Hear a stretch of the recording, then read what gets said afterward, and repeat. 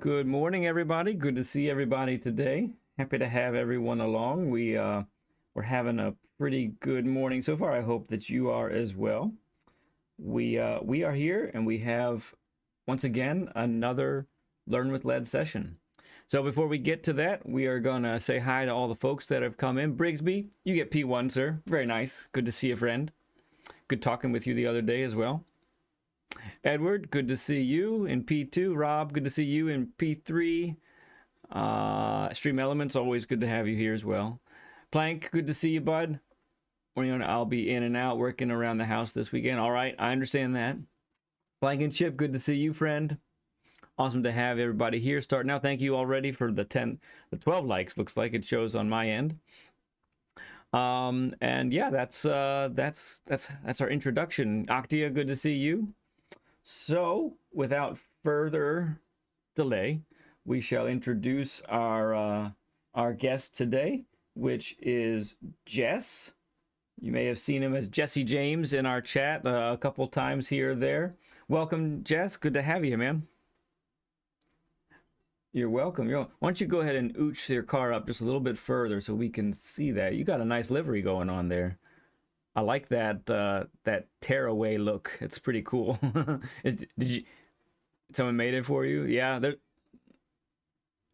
Okay, gotcha. So you hail from the UK, correct?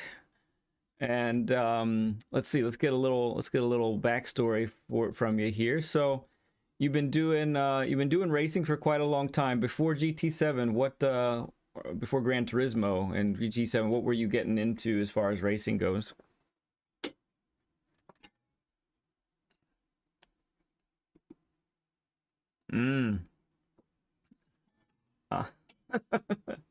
Yes. Oh, those were the days. They were remarkable. We thought we had it made. We had no idea what was coming, right?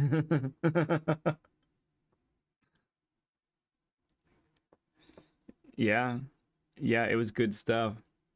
So, Gran Turismo. Yeah. Xbox, but went back to Gran Turismo. Gotcha. Awesome to see that. Okay, we got sound now. Dave, good to see you as well. Philip Moore, awesome to see you here. You guys can hear him now, correct? We're all good. There's so many buttons. I'm trying to do it right. I'm trying. Good stuff. So Gran Turismo has been a part of your life for many years then, it sounds like. Yep. Very good. So let's see. We've got any other racing games that you were involved in?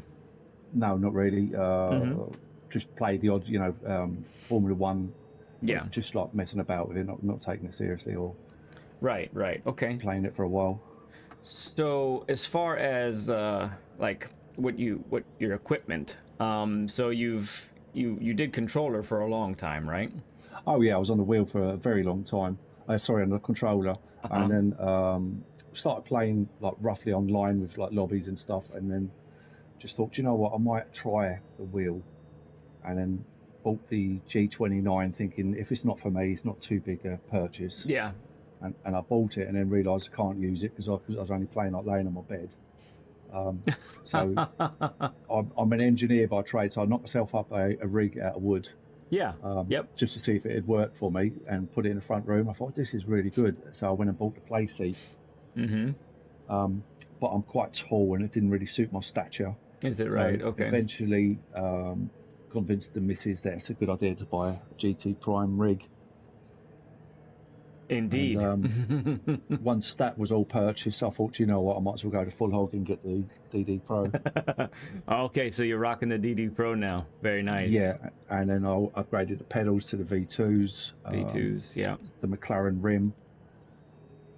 Yeah, that's pretty much where I am with the equipment. Gotcha. And so how long have you had the DD Pro now?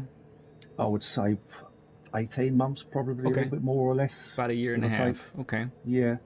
Quite a bit of seat time then with it, but... Yeah, but, well, saying that, I can only really get to play Fridays and the odd evening, so I'm mainly like once a week type of guy. Gotcha. I understand. Yeah. Maybe when I get into my building a games room at the moment, maybe when it's in there, I can be a bit more free. free time. Yeah, understood, for sure. Now you let's get into the GT7 history. So that means when you started playing GT7, were you on the G29? Is that Oh no, I how started on the controller. you were on the I had the controller when controller. you start? So Yeah, GT7 is the whole gamut, the controller, yeah. That's when then the the wheel G29. come. Yeah, and then the Pro. So yeah, Gotcha. I blame GT7 for it all, really. That makes sense, honestly. It's quite the game. It's quite addictive. Yeah, yeah. I do like it. Pretty I do amazing. like it. Briggs in chat says, "I remember when he got his DD Pro." LOL. That's pretty cool. Yeah, yeah. Used to speak with Briggs quite a lot, but the time difference is hard for me being in the UK and where I work as well. So Gotcha. I Yeah. do try and jump onto everybody's streams when I get a chance. Yeah. Yeah. Well, in ours, during the week, we're running pretty much when you guys are asleep over there, That's it. Yeah. except for folks like Chris Wood and G, who comes in the chat all the time, and goodness, sometimes Jade. You got a bunch of folks that like to they're just staying up and watching it all the time. Yeah. If I'm not going for work in the morning, then I'm notorious for staying up too late. Yeah, that's kind of how it goes, right? Yeah. Yeah. Oh, this is Dave. The Dave that we're seeing there is the Dave that you sent my way. Is that right? Dave? Yes. Yeah. Yep. Okay. This is the same good one. guy. Gotcha. Yep. And he said he got his at the same time as Jess. Very nice. Yep. So myself. For those who don't know, I'm still rocking my introductory wheel. I have the G923, and it is a machine. I'll tell you that. And I did upgrade my pedals. We got a gift from Wicked Quick, who I call Coach. We did the True Brake mod for the pedals, and I did that on my G29. It's a brilliant mod. it really is. It takes Really worth the money. Yeah, I agree. It takes a little bit to get used to, and if your rig has any weaknesses, because of how stiff it is, it'll expose all of them. But speaking, but it is an amazing difference. Yeah, Chris Wood says you rang. Yes, I did. Hey, welcome to the normal time of being awake, Chris. I'm glad you're here. And there's G. Good to see you, bud. Good to have you folks here. Okay, so let's talk a little bit about your journey as far as being online racing and what you're doing. So you said right now you spend most of the time you're jumping into friends' lobbies, correct? Yes. Yeah. Yeah. And you did dabble in sport mode for a while. You spent some time there, but it kind of took its toll on you, or how would you explain it?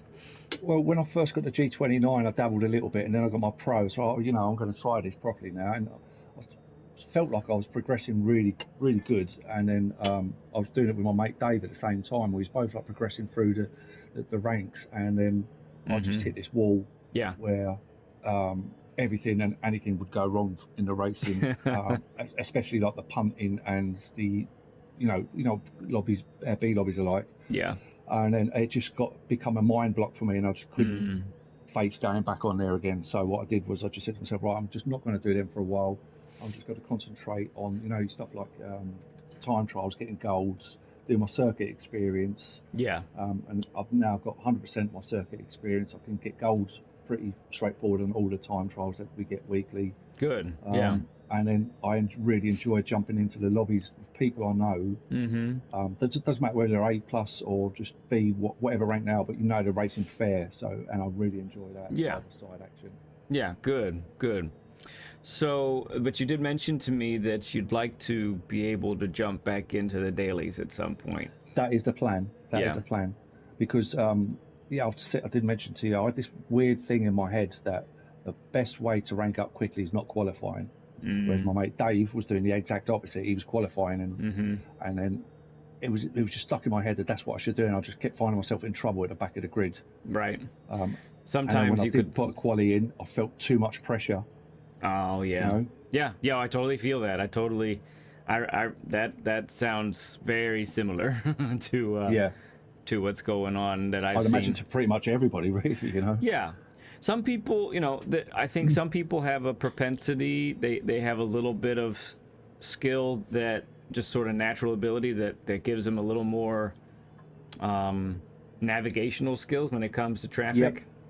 Yep, reading the line on what's going to happen, predicting in front Yeah, or even behind. You see these, like when yeah. I'm joining lobbies and you see people just about to get punted and they just jump out of the way and carry Then on they racing. see it's coming. Yeah, they Yeah, feel yeah, it. yeah, Their spidey senses tingle. yeah, yeah. Yeah. Real quick, need to say hi to BL and Viz. Good to see you guys. Steel Lake, good to see you as well. Viking Racer, awesome to have you folks pop in. Glad you said hi. Glad you're here. Viking says got a lot going on. Watching the Le Mans 24/5 hour. I gotcha. And oh yeah, and you're going to be doing the 3-hour community race. Okay, good stuff. Yeah, G mentions here in chat, I feel more comfortable with cars ahead of me on the grid 100%. Yeah, I agree. You know, one of the worst parts, I think my least favorite place to start, Jess, honestly, is pole. Is a pole. Yeah, Yep, I hate absolutely. it. And I know Dave hates it as well. Even when we're in the lobbies, he's like, "Oh no, why am I in pole?" But Yeah, the it can lobbies are work different. out. It can work out for you if, you know, if second and third place start to battle a little bit, Absolutely. but you can't always guarantee that that's going to happen, unfortunately. And I So, find myself liking more the races, like say, it'd be race C with my preference, the ones that are longer mhm. with a tyre strap, so I could break away from the crowd and do my own thing. Yeah. You know, that suited me better than a 5 lap or 4 lap like sprint. Yep, I totally get it, for sure. I'd say that's you know, for that kind of situation, it's good. It makes a lot of sense. So at the end of our session, we'll talk a little bit about you know, how to navigate and how to jump back into the dailies. You're not the first person that's come on that has basically written the dailies off and kind of wants to get back in, but is, you know, a little unsure about it. So Yeah. we'll definitely talk about that at the end. But let's get a little bit into the actual racing and driving lines and all that. And we're going to start because you talked about you wanted to bring up brake balance, right? And how Yeah. to utilize brake balance. You find Yeah. that especially when you're in lobbies, you know, and the cars are changing and the tracks are changing, you're like, what do I do, basically? Yeah. Yeah. I'll just to the point of I just ignore it now because I don't know if it helps me or hinders me. Right. Okay. So let's for brake balance, I typically point out four different aspects of brake balance. So what we have basically is whether it's brake balance to the front, brake balance to the back. Let's just talk about that for a second, okay? Yeah. So when you go brake balance to the front, you are increasing the stopping power of the vehicle, and you are also increasing the control that you have of the car. Okay? So now with race cars, you know, from group 4 all the way up to group 1 and formula cars and all that, you don't necessarily feel too much of a difference because the cars are so planted, all of them, really. Because they're race cars, the aerodynamics and all of that, they have that. But Yeah. when you think brake balance to the front, think, okay, more control under braking and a little bit more stopping power, okay? Yeah. Um, for example, I did a 1 hour endurance at Bathurst a while back, and there was really no time to practice or anything like that. But it was actually in road cars, right? And so I got the Mitsubishi GTO, or for those that are in my neck of the woods, the 3000 GT. Yeah. And so Bathurst has that downhill section, right? Yeah. And let me tell you what, every time I went down the downhill section, the back end of the car wanted to spin and make me face the wrong direction.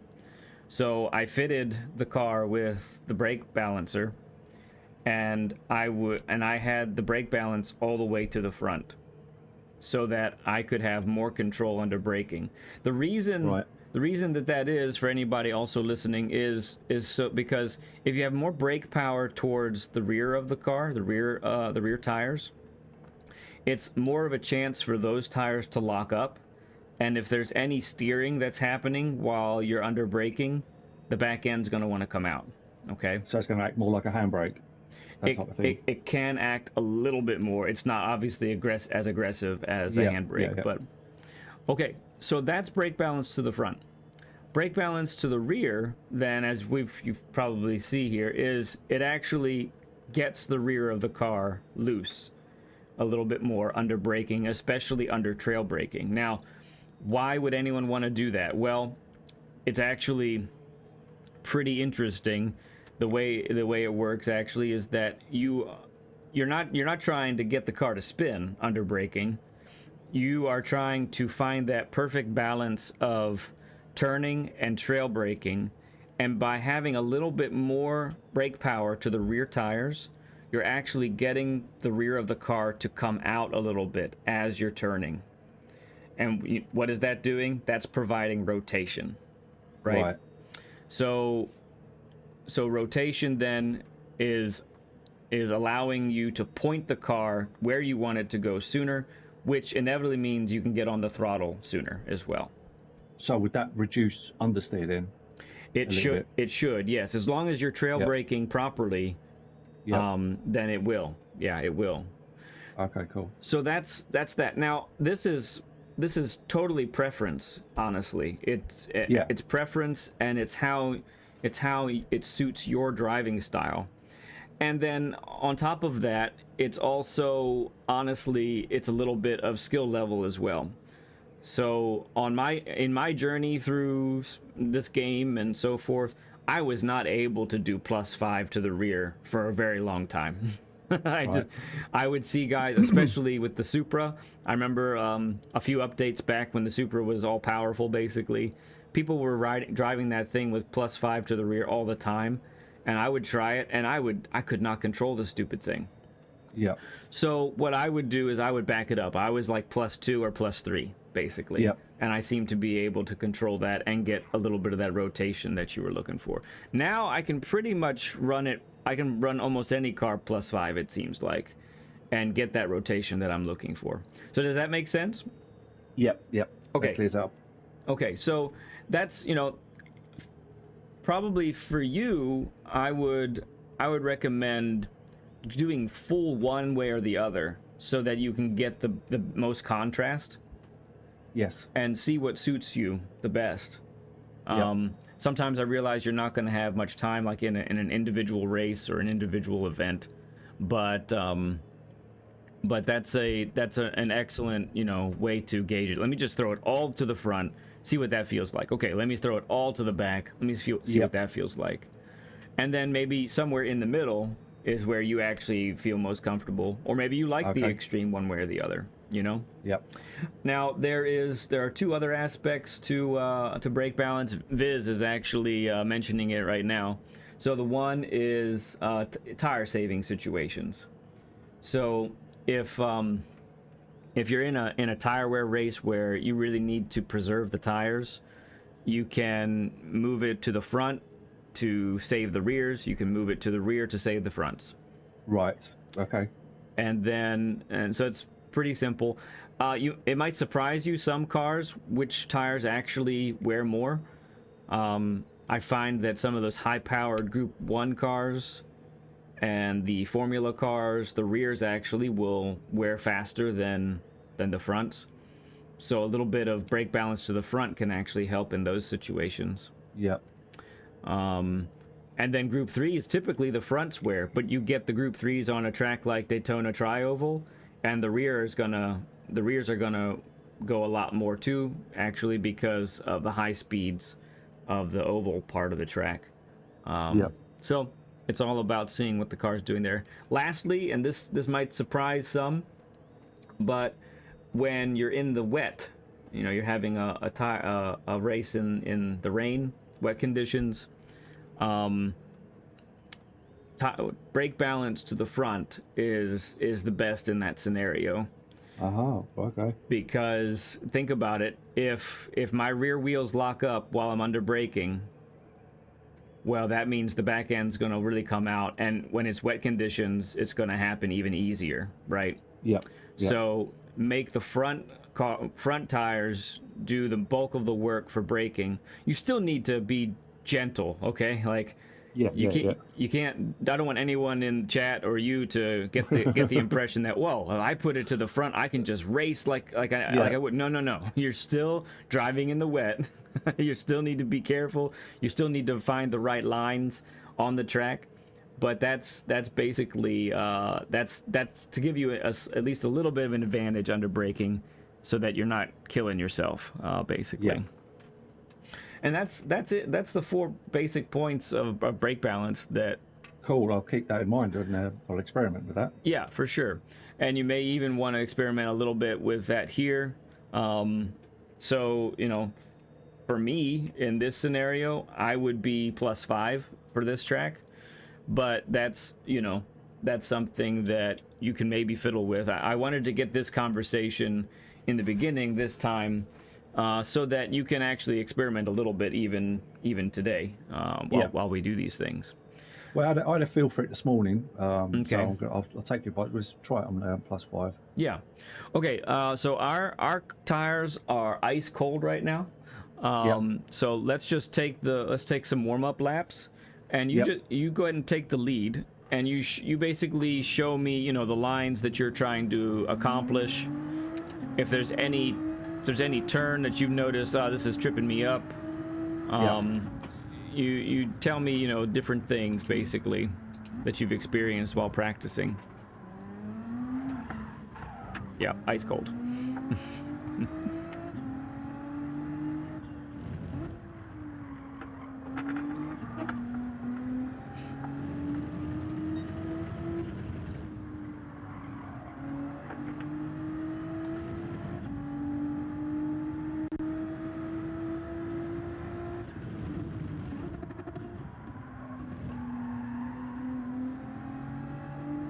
I will say I've only driven the GTR here a few laps, but I do like how it feels here. Feels pretty nice. Than that other one, the Meta car. The BRZ, yeah, it's a very weird car.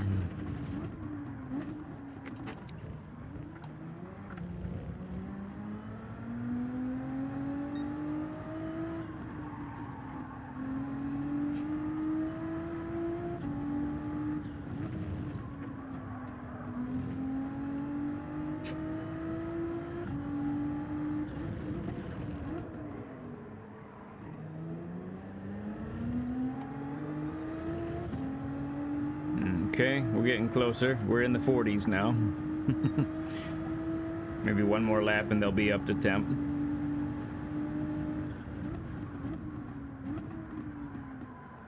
So the way the tires warm up, is that true? Like when you're doing your time trial, you still have to let them warm up.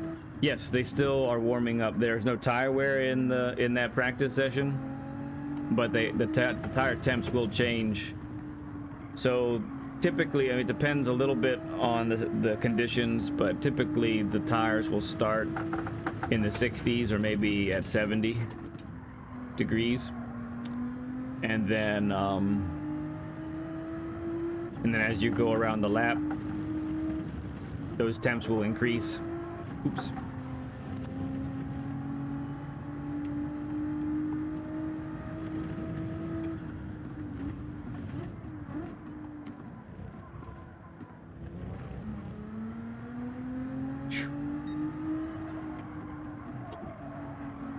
I got a pen.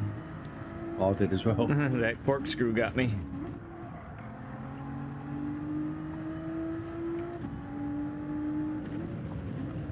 So just for everybody's knowledge, so Jess doesn't usually run the dailies, but because we're all familiar with Daily C and Daily B, the plan is to do a little bit of time on both of these tracks. He's gotten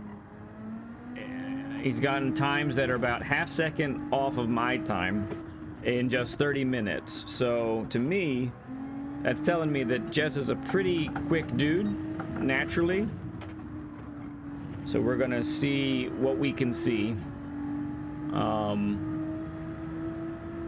here. We'll also be doing some share screens so I can see his inputs and so forth.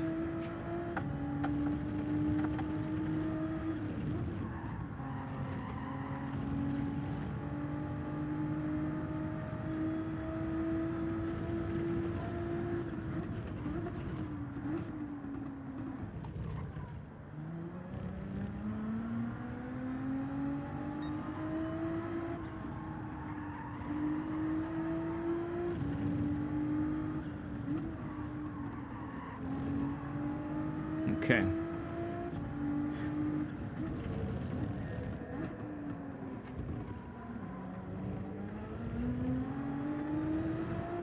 All right. Tires are almost there now. Let me get a little closer to you here. And then I'll start to watch you. Go ahead and give me 90% basically. Do something that's comfortable for you.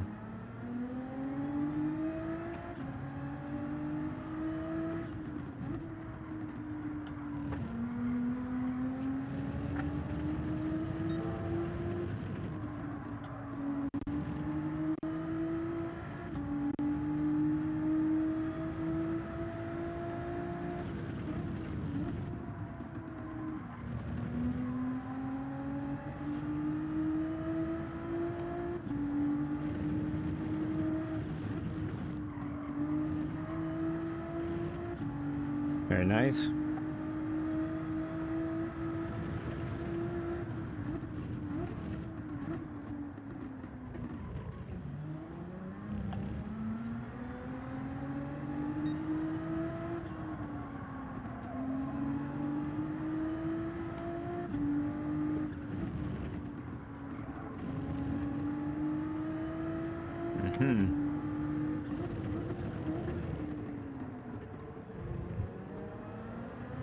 Very good.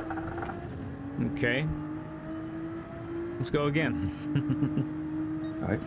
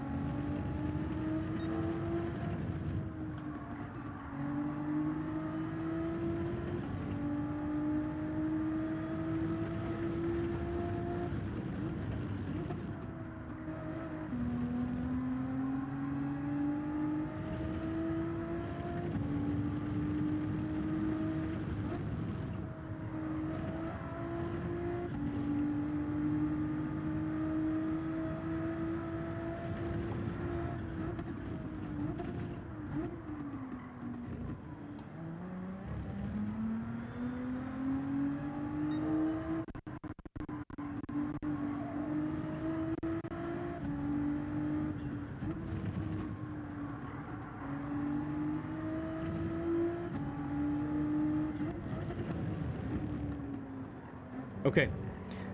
All right. So I have some questions about a couple places. So let's go to Okay. let's go to turn 1 and stop at your braking zone or braking point and walk me through what you're trying to accomplish in turn 1. Well, I feel that my braking point's about here, Yep. Okay.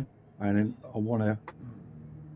I believe what I should be doing is be coming down here somewhere, Gearing. and about here, second. Second. Okay. Do you drop down to Yeah. first at all or no? No, Okay. and then second to come out, but sort of tender on the power. Yep. Until I'm heading straight-ish here. Okay. At what point are you at your slowest?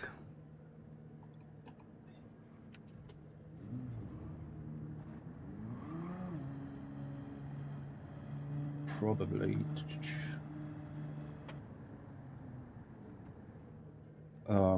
about here. Correct. Okay, good. And that is where you want to be at your slowest. So this is basically a double apex 180-degree turn. So Yeah. we don't necessarily need to touch the first curb, but we're trending that direction, right? but we're still breaking through this first apex, and we're at our slowest right about this part, which if you look at your driving line as a U, it's basically the bottom of the U, right? Yeah. And yeah, I like what you said about being tender on the throttle here.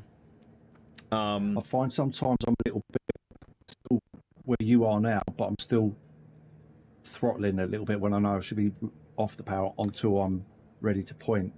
Yeah, well, so ideally, and this is something, so this is much more pronounced than some of the slower cars, like a Group 4 car. Ideally, what we're trying to do is trail brake all the way to the point we are at our slowest. Right. And then, in a perfect world, if we've done it right, we can then transfer straight from that trail braking onto the throttle. So in this case, because it's it's a double apex, that point is at the bottom of the U. On other turns that aren't so sharp, that's pretty much at the apex or a little bit before, right? Yeah. Good. Okay, excellent. So let me ask you for this turn specifically, how do I want to ask it? Do you find that you're able to maintain the weight of the car on the right side of the on the right tires, basically, as you're going Not into consistently. Okay, so that's well, sometimes I outbrake myself getting in, and it all goes wrong, or braking too early. Got it. It's rare that I'll take this one where I'm happy with. Okay, good. That's perfectly understandable. But it sounds like you know what you should be doing. I've got an idea, Yeah. So I mean, that's often. So I find that there's sort of two kinds of people when it comes to these things. They know what to do, but they don't know how to do it, or they don't know what to do and they're just sort of trying to copy what they've seen. Basically, maybe they've watched a ghost or they're following a ghost and they're just trying to copy it, but they don't know the mechanics of it. So excellent. Okay, I'd like to let's skip the next turn and go to the following turn, because this is it's a fast right-hander. Oh dear. Speaking of fast right-handers,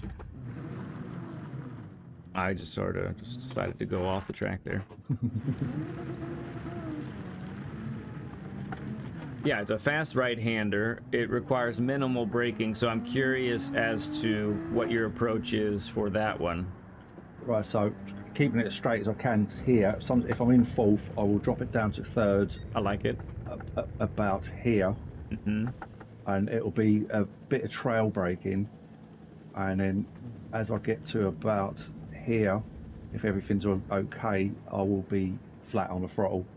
And that could be popping up to fourth if I can. Yeah, let's back you up just a little bit. What is your point that you're trying to turn? What's your turn in point, basically? This white marker here. Okay, good. About here. Got it. So we're trying to then minimize the amount of braking happening here. Yeah. And getting that car turned, and so it's a quick turn, but this is one of those turns where if you don't get the majority of the turning done before the apex, you go wide every time, right? Yeah. So. And you have to go off the power then, and you lose time all the way to the next one. Yeah, exactly. You've just shot yourself. So very good. So again, it sounds like you know what you're trying to do, and it's just maybe. How often do you think you get this one? How you like it? Thereabouts. About 50%, maybe 60%. Okay. And when I don't get it right, I know it's either I've broken too late. Yeah. Or I've not dropped it down the gear. Okay. Sometimes I think you can go for it in fourth when you can't. Yes. I can't. Got it. Okay, let's pass the next turn and go to the kink.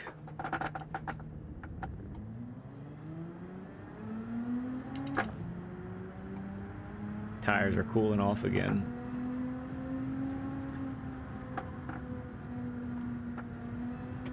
Yep, so we'll go past this turn. Another speedy turn, this kink. Tell me what you're trying to accomplish here. About here somewhere, I'll just want to trail brake a bit, leave it in fourth, and then try, obviously not hit the sausage, but get as close to it as I can, and then be on the power about here. Gotcha. Okay. Yeah, I like it. Do you keep it in fourth? Yes, try and keep it in fourth. If it feels good, you know, sometimes I panic and or I'm offline or whatever, I may have to drop into third because I'm going to go into the gravel. But my aim is to be in fourth. Got it. Hard on the power. Understood. And then hopefully I don't drift too far. Right. And get this stuff and let that pull you in. Yeah, it really does. It's like it sucks you over to the right. Yeah, but when you get it right, that's a good corner. That. Yeah. So, question: Do you know what? Have you noticed what kind of minimum speed you can, or sorry, maximum speed? Maximum speed. No. Never kept an eye on my speed. Okay. It's an interesting thing to factor in when you're practicing. To know, okay, if I get my turn-in point right, and I get my acceleration point proper, and I get the right amount of braking proper, I know I can handle, the car can handle this amount of miles per hour through the apex. So, like, I've noticed for myself, you know, if I'm in the 100 to 104 range, I'm doing something pretty right there. Okay. Basically. Yeah. So you've got a target. Yeah, I got something to gauge basically. Yeah. And that's, by the way, that's also when I'm watching someone's Ghost, a replay of, you know, a top time in the world. Yes. Yeah. I'm doing the same. I'm actually, one of the things I'm looking for is, well, how much speed did he carry through there? Gotcha. Because that way I know. Go ahead. The only thing I've ever done while watching the speed is when they start the lap, because I want that to try and improve my, you know, because sometimes it starts with miles back. Yeah, sure. So I watch their speed when they cross the line. So I've never used it in any other reference point around the track. Yeah, it's, for me, it tells me what's possible. You know, maybe I probably won't be able to do that exact way that they did it, right? Yeah. But I at least know what's possible, because I don't know about you, but sometimes I underestimate the car. I underestimate what the car can do in certain situations. So it's helpful to see that. Okay, I actually next I want to skip the corkscrew, and I want to, I want to focus on the 3 turns after that. Okay. Okay. So let's go out there and do that. Damaging Gaming, good to see you, friend. Luis, good to see you as well. Anyone else that I missed, apologize. My focus is on Jess today, though. That's what I'm primarily focused on. But you guys are awesome. Thank you for hanging out. Hopefully some of the things we're talking about, it's helping you out. Okay, so we have an interesting sequence here. Tell me your approach through here. Well, the tree on the left is my marker. Nice. What I use. And then what I've tried to be is middle of the track and get my trail braking done for about here. Yep. And then hopefully, if everything feels right, I can actually be hard on the power, hitting this apex. Uh-huh. And then, again, if it all goes to plan, I can be about here somewhere, up into fourth, over to this side, and then this little triangle here is my brake marker. Yep. To third gear, but not heavy braking, trail it in to about here, and then as hard as I can on the throttle once I can feel the car like sink down, like get grip. Okay. And hopefully then it'll hold itself all the way out. Okay. Good. I will reserve some thoughts on that until I see the share screen.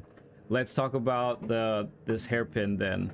Tricky. This one's always tricky for me. Okay. I find the slowest corners are the worst for me. Interesting. Okay. So again, this little triangle just after and before the 3 is my hard braking. Trying to get it down to second gear, and if everything feels well, then I can be swinging it in. And then I see this is where I struggled, how much power to use to get it back up to full speed. So sometimes I find I'm even coming off the throttle out here where I know I should be flat out. Yes, right. And obviously you've got that long straight there, and this is, I suppose, a weakness, Okay. weak point. So I do struggle with that corner. Let's go ahead and let's get you behind me here, and we'll walk through this a little bit. So I'll be right at the brake marker here. You're a very good backwards driver, by the way. Sometimes one of the weaknesses that we expose on Learn with Lead is people's inability to drive backwards. To reverse, yeah. It's a fun byproduct. Okay, so yeah, we're looking. You know, it's a pretty heavy braking zone. You know, it's interesting. One of the things to factor in here, Jess, is this turn here and this braking point is heavily dependent on how well or how poorly you took the previous turn. Right. You could, depending on how the previous turn goes, you could be 10 miles per hour faster or slower at this braking point. So one of the things that I think really is critical on this corner is, okay, how well did I take it? Where do I need to adjust my braking point? Because sometimes if I've taken it poorly, I know I can brake as the 3 goes away from my screen. Okay, yeah. If I've taken it well, I know that I need to brake before I get to the 3, basically. Mm-hmm. So that's something to factor in. And I find that if someone is having inconsistencies in a turn, one of the things to do is to, well, how are you doing the previous 1 or 2 turns? Yeah. Is that consistent or not? So. Gotcha. That's pretty critical because of your general arrival speed to the braking zone. Exactly. Yep. And because of the trickiness of the previous 2 corners, it can vary greatly how much speed you're carrying through here. Yeah. Okay, so a big braking zone and with a slow corner. You know, let's talk about it here for a little bit. So we're heavy on the brakes. We're slamming it down to 3rd, to 2nd. Now, do you go down to 1st at all or no? No. Okay. No. Something in my head says to me that I shouldn't be in 1st, but okay. Am I doing that wrong? Well, I wouldn't say wrong. So I think probably the best in the world maintain, many of them, I find they're able to maintain a higher gear because their braking is so precise that they don't need the gear help to rotate the car. I find that many times when I'm watching a top time in the world and I see that they're able to handle a higher gear through a corner, and I just cannot mimic that. Anytime then that I drop down 1 gear to get the extra rotation, I nail it. For me, Gotcha. I nail it for me at least. Is it as fast as them? No, but it's faster than me trying to brake as quickly. Is how I would word it. Now you do need to be careful with that because sometimes dropping a gear will cut too much speed, and you will lose a lot of momentum. But I would say that this corner is not one of them. So I don't mind a 1st gear here at all. I feel like this is slow enough to where it's advantageous. So would that be, sorry, if you're using 1st into this one to give you the extra rotation, would that be a quick flick into 2nd then as you come out, or would you keep it in 1st to get your revs up? How would you do that? It depends on the car. Yeah, it depends on the car. I would say the GTR is an exit in 2nd, but I've some like a Lamborghini, for instance, that has a long 1st gear, really planted car, probably wants to come out in 1st. Gotcha. So it's a little bit car dependent. So let's talk about then, the entrance. You talked about how you're finding that often you're having to let off the gas after the apex.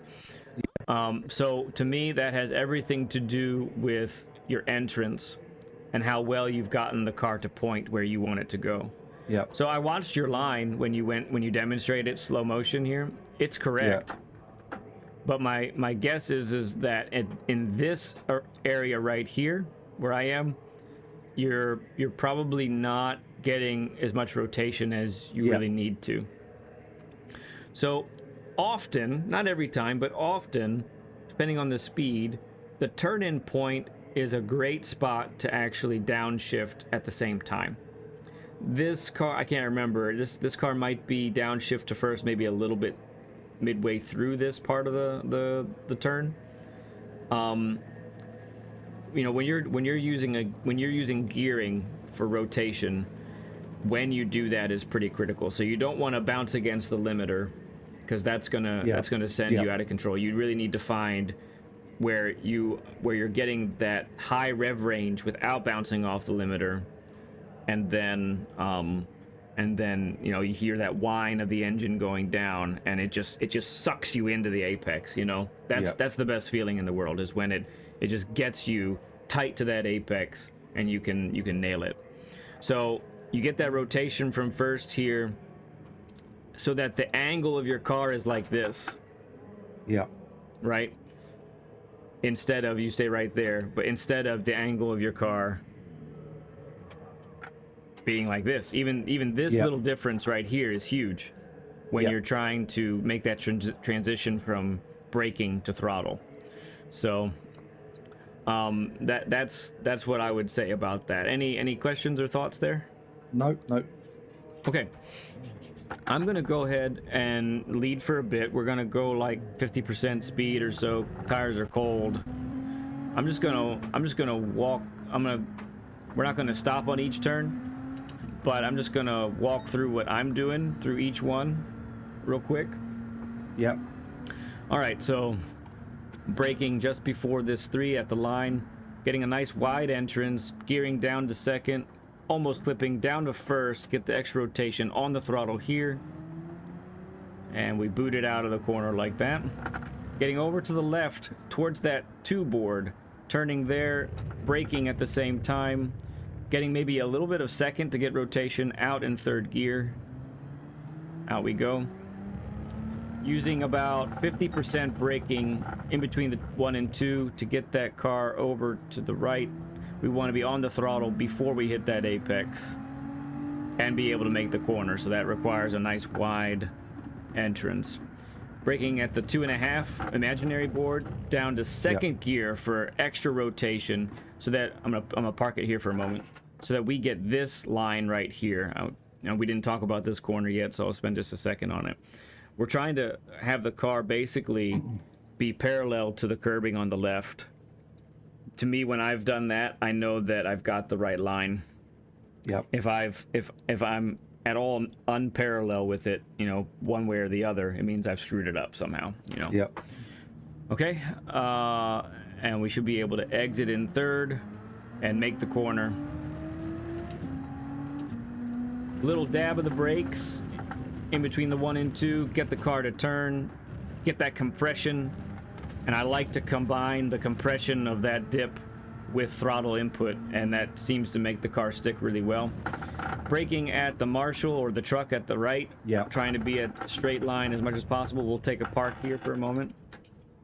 So the key with the corkscrew is straighten the chicane as much as possible. Now the corkscrew is there's nothing quite like it anywhere else. Which is kind of cool. But it is a chicane, so we're trying to, like any chicane, we're trying to straighten it as much as possible. That means a nice wide entrance, so that we're clipping this part of the apex like this. I like to bump it up to 3rd gear. Almost any car, I like to do that, just for added stability. As the car goes... Yep, go ahead. Where would you go into 3rd? Where would you flick it to 3rd? As soon as I exit that first apex. I'm in 3rd now. Okay. Now, to me, that's just a comfort level thing. I see lots of people exiting in 2nd gear for a lot of cars, and they're able to control it. For me, I can't control it. I can't. It's too much of a wild card for me. But the key is to, you know, keep that straight. We don't want to be overturning the wheel at all. It's bad if we do that. So we're straight. We're keeping it straight. And if I've taken it right, I really want to crush this apex just like this. I don't want to be anywhere. I don't want to be any more to the left than I am right now. And that, if over the dip there, when the car goes light, I'll often lift just to keep make sure I'm not losing traction. I'll lift. If I've taken the turn slower, it seems like I can full throttle it out of this part. But if I've carried a good amount of speed into the first apex, then not so much. Okay, just like you said, coming out wide here, little dab of the brakes, like 50% off on the throttle right here.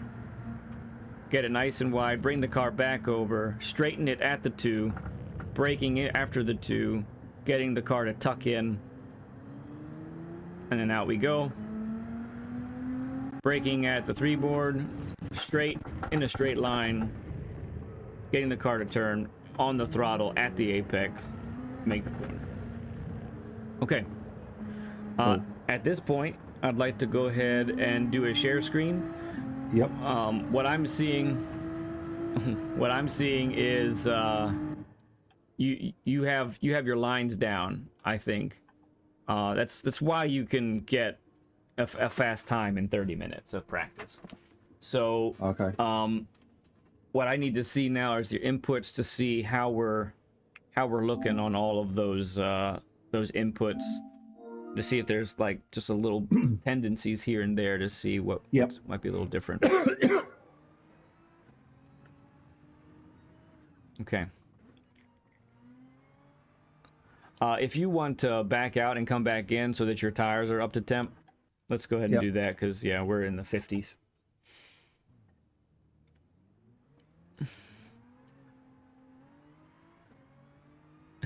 Oh, it's a 30 burger. Thank you for the 30 likes, everybody. Appreciate you, friends. All right.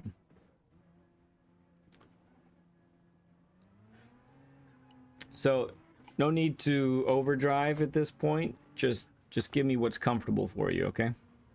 Yep.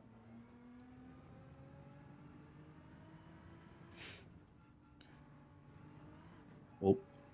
That's fun. And don't be worried about making mistakes. Yep. You're among friends.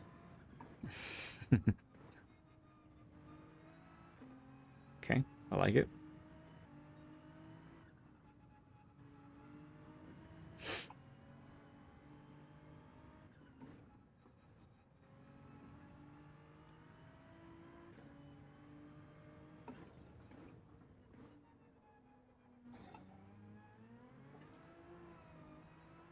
Good catch. I like it. They'll start to get a little easier now. This lap tires are warmer.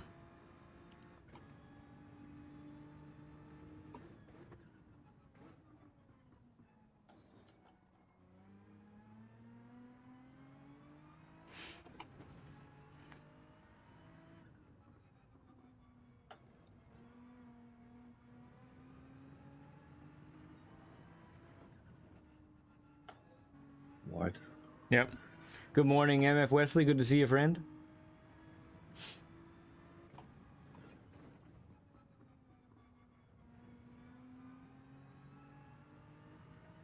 Mm-hmm.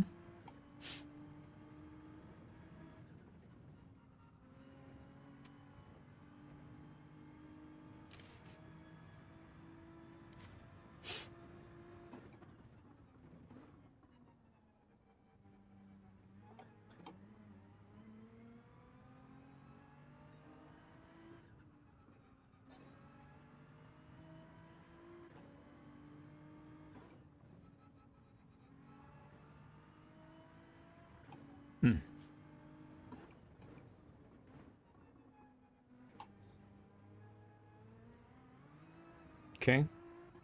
Try a little wide, just a shave a couple miles per hour off of that hairpin.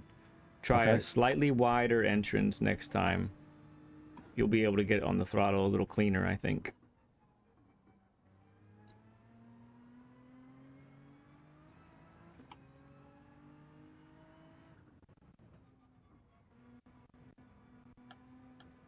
Too much speed.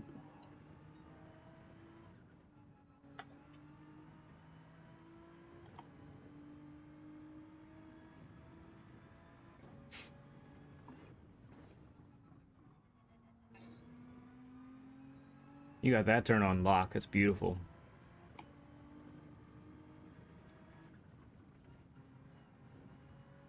Good.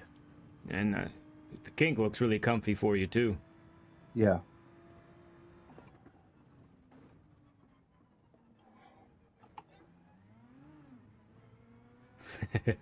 Nice.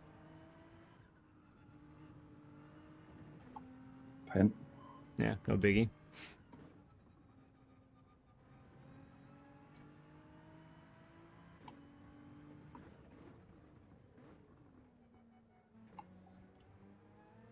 Yeah, that felt good, didn't it? Yeah, yeah, a lot better. Yeah. That looked great. That was quick. LVP, what's up, friend? Yeah, you're just in time for the 30 burger.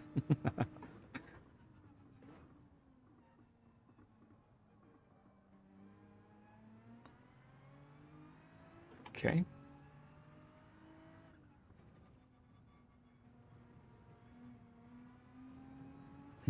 Okay.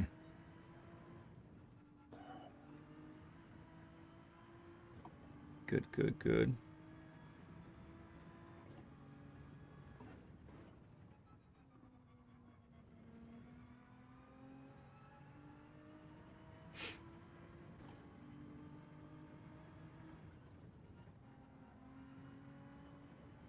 Nice.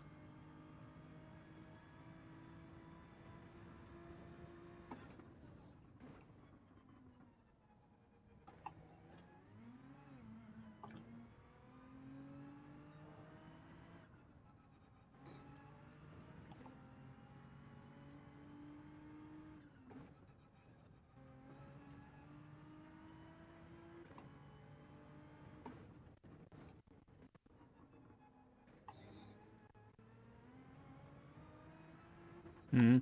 Takes a little bit to get that feeling.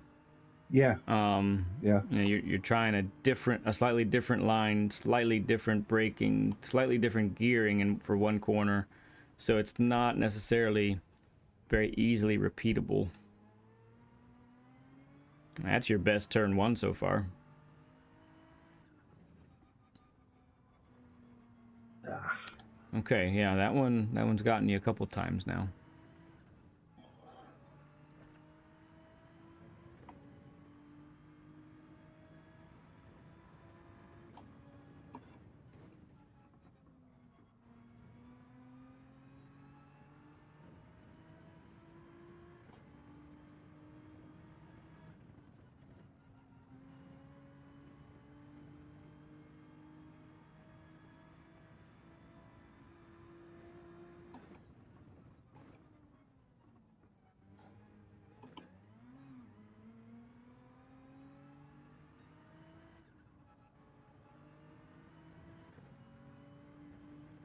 I like the aggression there.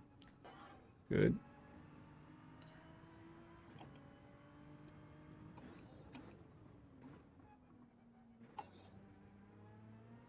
Oh yeah. Oh yes. Ate it up. All right, give me one more lap.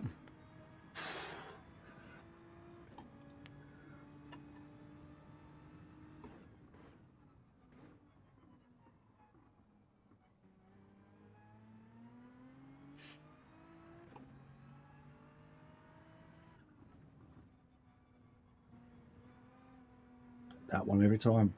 Mm-hmm.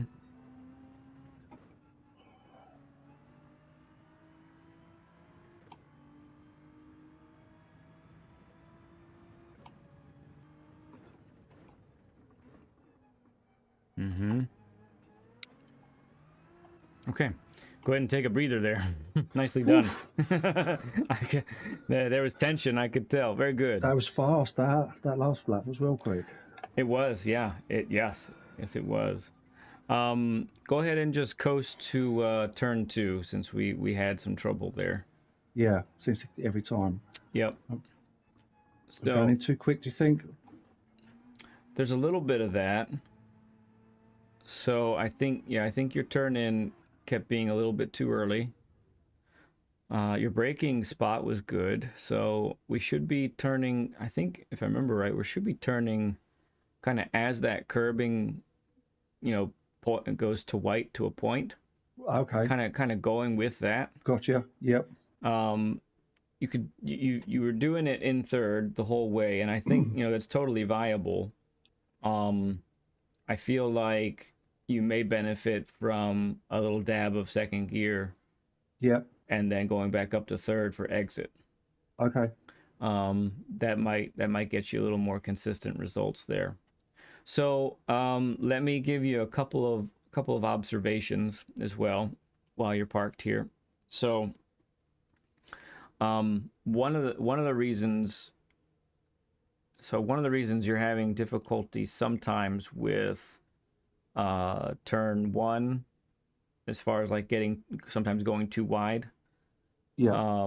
and then this corner here, and then having to wait to get on the power through the after the corkscrew. Sometimes having to wait to get on the power for the left-hander or the right-hander or both, Yeah. is we're not utilizing enough.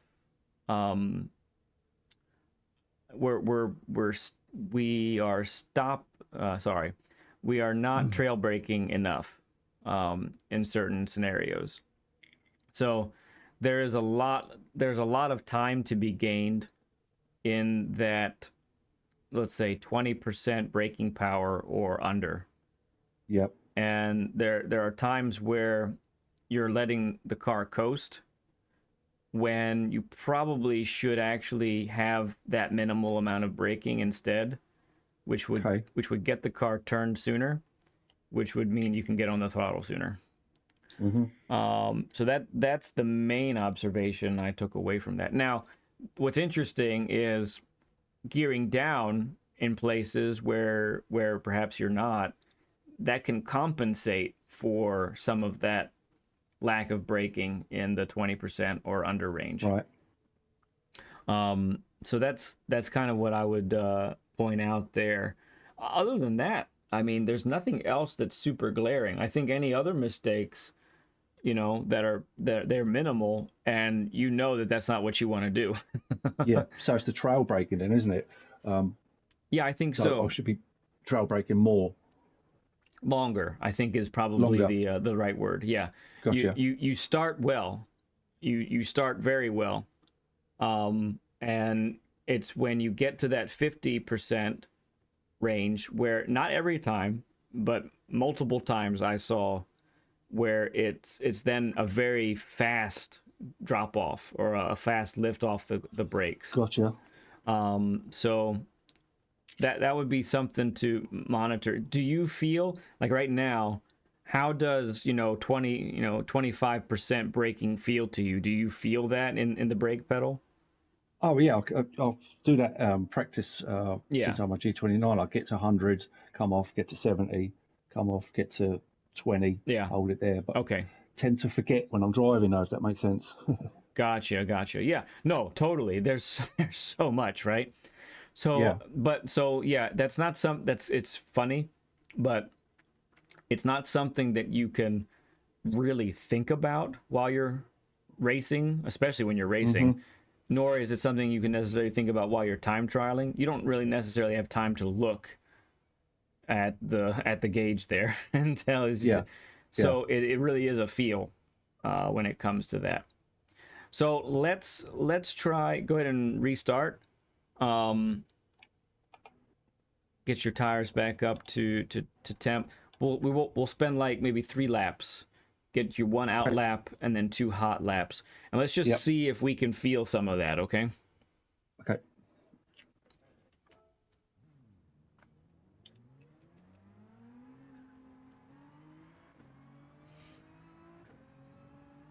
Plus that minimum when you're using +5 to the rear, that minimal braking also helps get that rotation going Right. even further into the corner. It's a beautiful thing.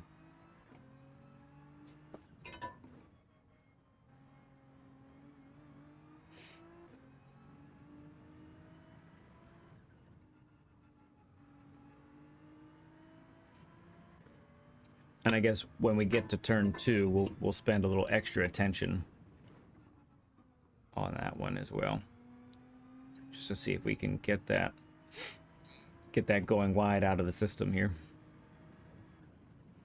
Ace, good to see you, friend. Happy to have you aboard, bud.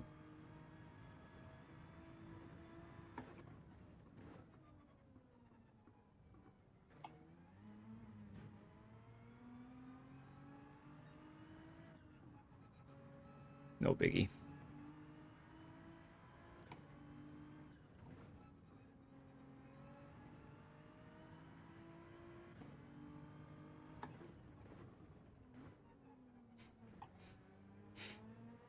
Nice. Ace says, I started using BB to the rear recently and it's been wonderful. Yeah, once you get the feel for it, it can be very helpful.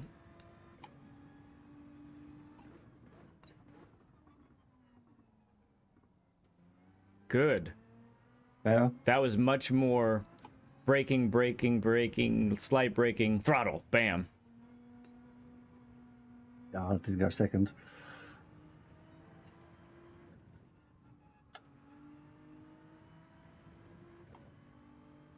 Yeah, a long left-hander like that, 180, turn 1, especially, it's especially prevalent in that because it's such a long braking zone.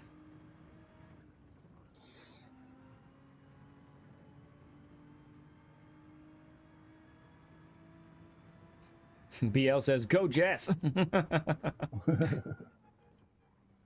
BL is my mother, by the way. Just FYI. Huge supporter of the channel and myself.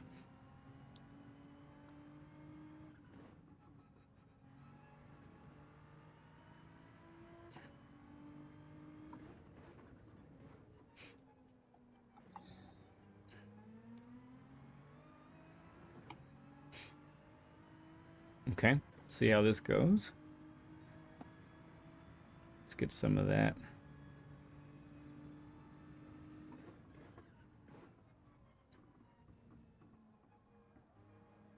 Uh-huh.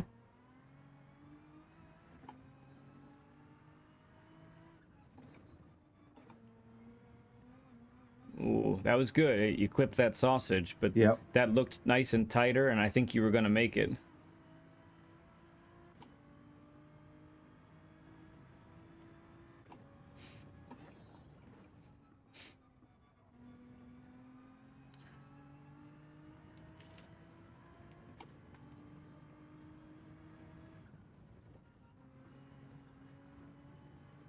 Nice. Boy, you didn't go below 103 that time. Holy cow. Hey.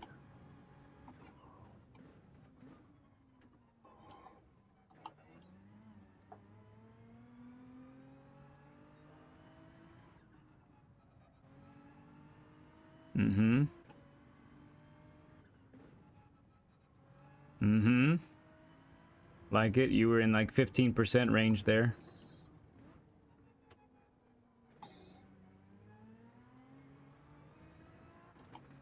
Nice. All right, one more time. Into the 23s. Mm-hmm.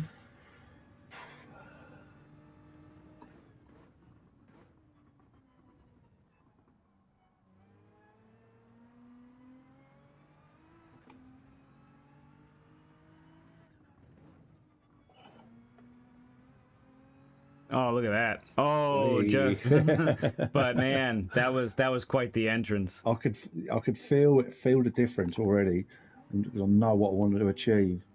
Mm-hmm.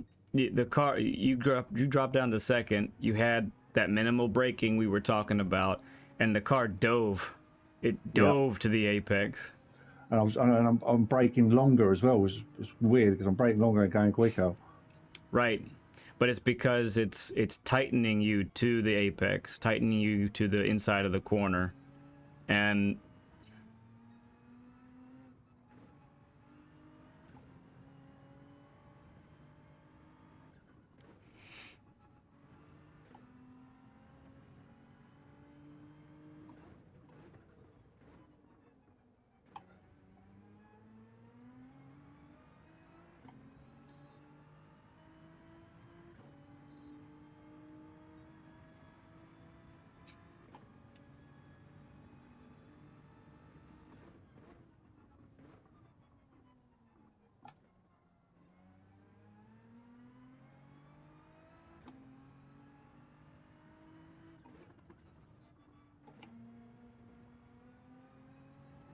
Look at that.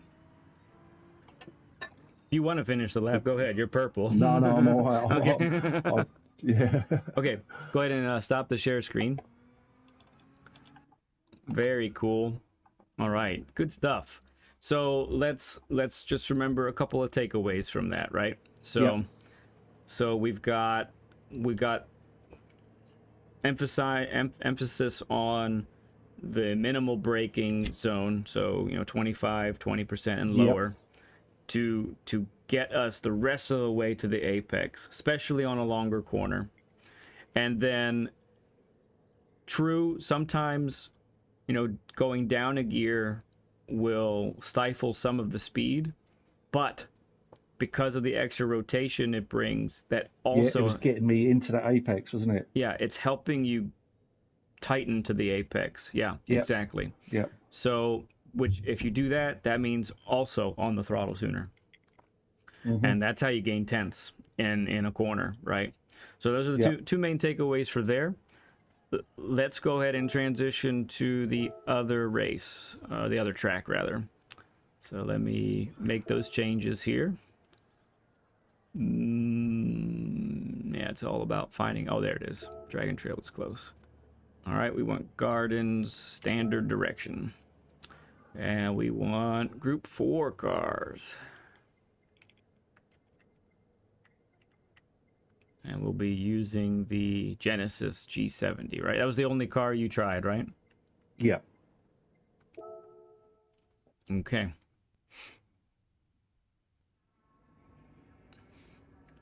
All right, let's switch cars here.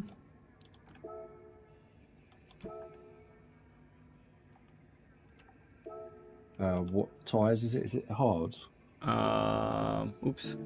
Yeah, it's hards. Yep, that's what mine's on. Yep, it's on hards. Okay. All right, very nice. Let's go ahead and both hop out. Okay, very interesting track. A lot of fun, honestly, when you start to figure it out. If you are only a half second off of my time, it tells me you were figuring things out pretty quickly. So I have, just for everyone's point of reference, I have a, what is it? A 20, hang on, I can pick it up here.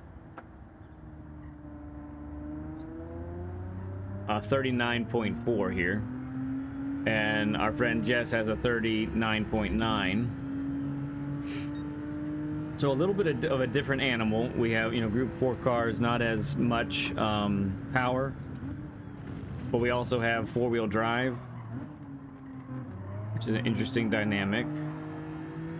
Which means... So should I try the rear balance on this? Yeah, so especially when I'm doing all-wheel drive cars, I go all the way to the back. Okay. And one of the main reasons for that is because the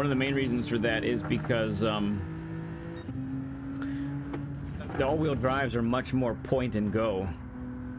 You don't really have to worry about the back end stepping out on you under a lot of, under maximum throttle. Yeah. And so the sooner you can get that car to rotate, the sooner you can get to maximum throttle. That was a bit wide.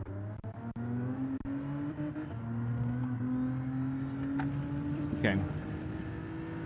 Yeah, whatever, game. I went too wide. I gained such an advantage.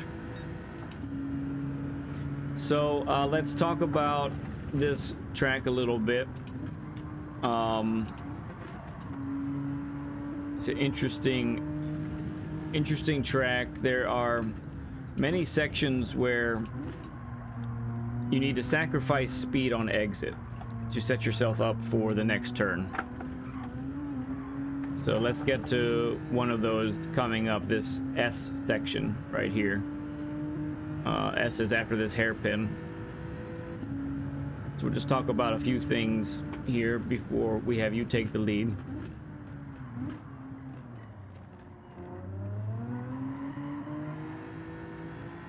So right here we have this left-hander here isn't much, but let's slow down for a moment. So right here we have a right that goes into an immediate left. Yeah. The left-hander is tighter than this right-hander. So that means that upon exit of this corner here, we don't want to be too wide to the left. Yeah. We gotta be braking here, but we need to stay tight to the right. So I use third gear to help me keep it tight to the right.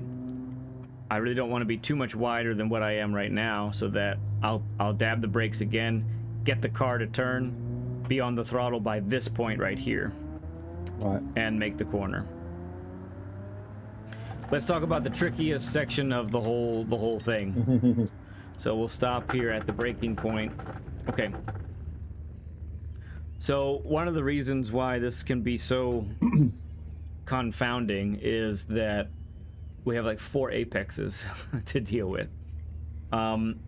Instead of talking about it with the notion of 4 apexes, I'm gonna break out the apex visualizer here for the folks at home, and we're gonna consider this basically a turn that's beyond 180 degrees, right? So let's forget the apexes. Let's just see where we are pointing right now in relation to where we would be pointing upon the exit of the corner.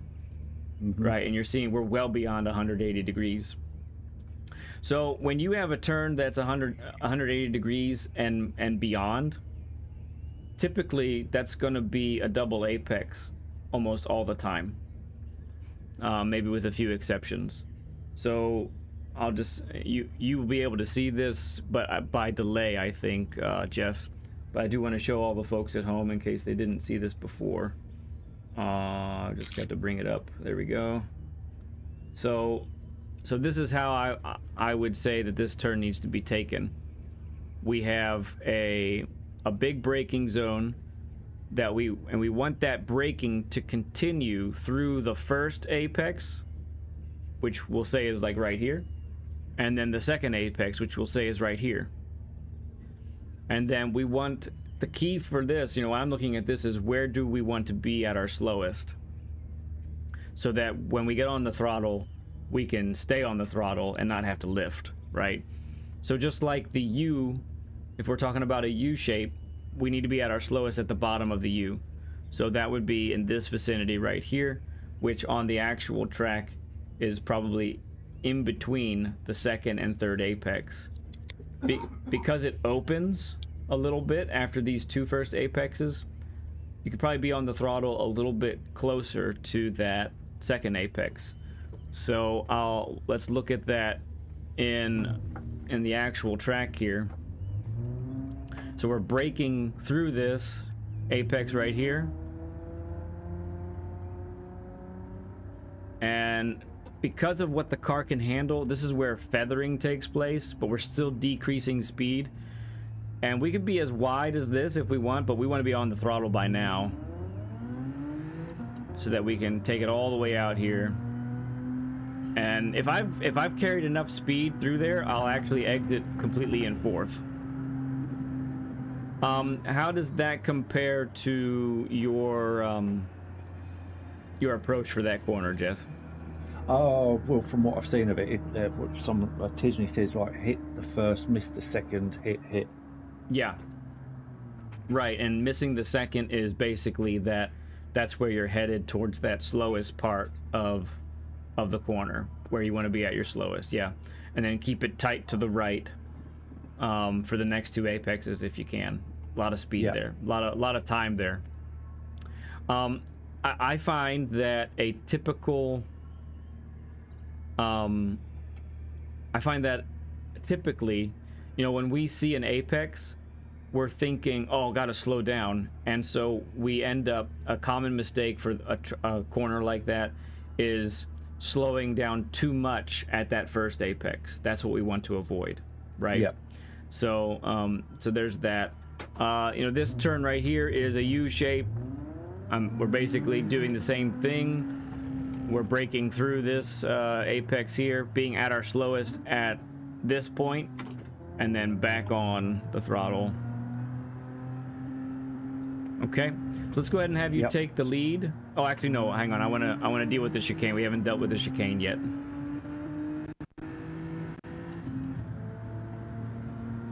Turn 1 has a lot of time in it too, but we'll get to that.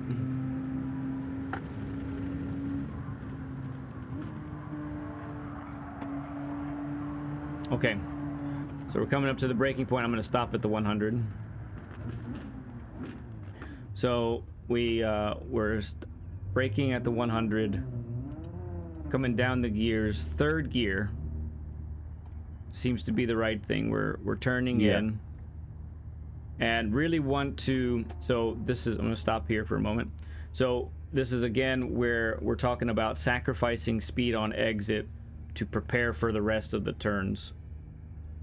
Oh, I need to switch back over. Oh, you were seeing all of you on chat and my analytics. Thank you, G. Appreciate it. How do you take the line through YouTube Analytics?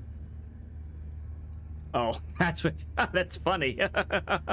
Nice joke. I like it. So you can see the right thing now. Apologies for that. So we don't want to carry too much speed through between this apex and the second one. We need to sacrifice some speed on the exit of this part of the corner so that we can stay over to the left more. Right? So the line sort of takes us over this way and then turns in like that. Make sense? The goal, if taken right, is to be on the throttle at this point here and not get off the throttle the rest of the way. Yep. That's so what about the sausage then? Do you Okay. put that down the middle of the car? Yeah, so the fastest line is the riskiest line. Yes. The fastest line is straddle the sausage. Yeah, put it down the middle of the car, both of them. Yep. I would say, at least through my practice sessions, if I was ever going to miss one, I was often missing this one coming up here. Yeah. Yeah. But I would say missing the second one is a non-negotiable. You cannot miss the second one. Yeah. So you can carry good speed through this corner if you end up like this over here. But it's paramount to nail this like that. Yeah. And then taking all that speed out to this direction. And it's risky because if you get it just a little bit wrong, it's GT7, the real trampoline simulator. You bounce like crazy. Okay, let's go ahead and have you take the lead, and let's check out your lines.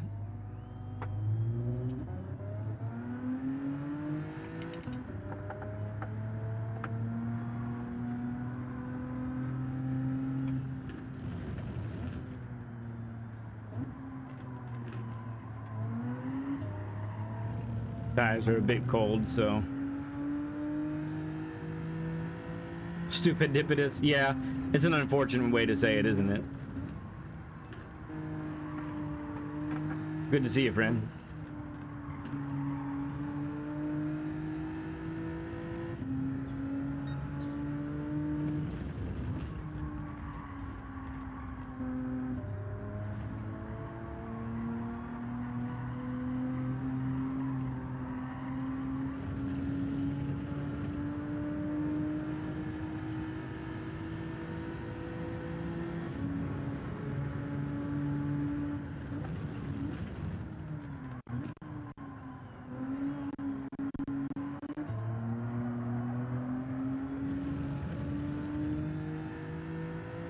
All right, let's go ahead and do whatever is comfy for you. No need to overdrive or break records. Just do what you know you can do.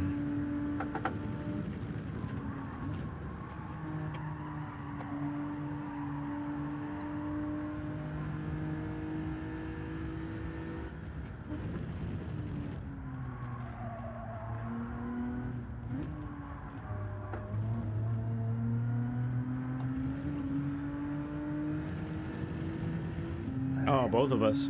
We're twinsies.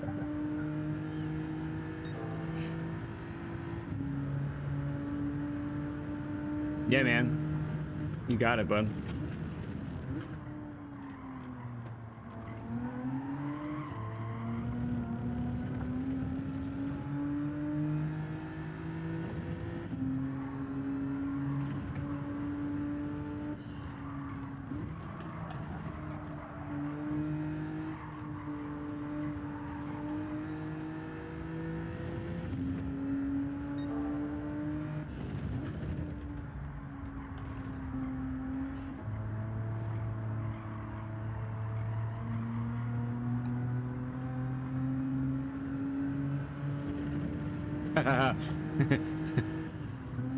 Stupendipidus says we overstraddled the sausage.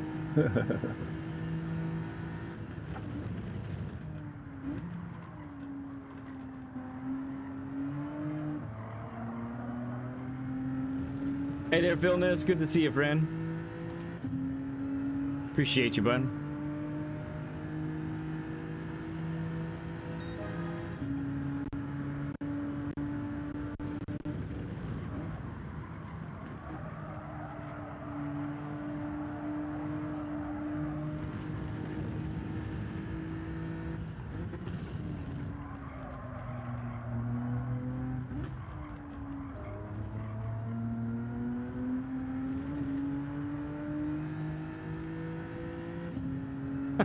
Wow, that might be overdoing it, Phil.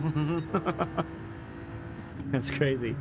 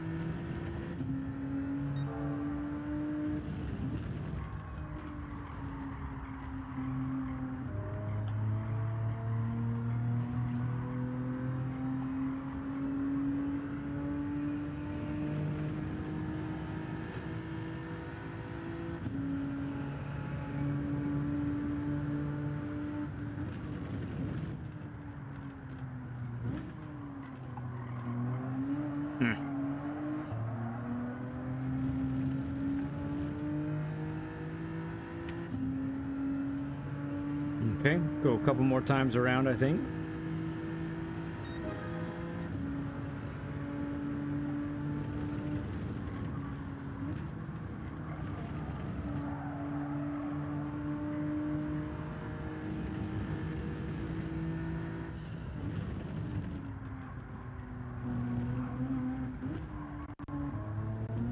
Ooh.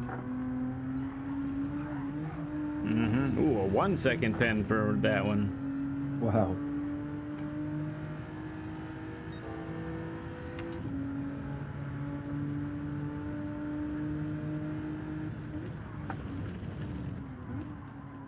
Too late.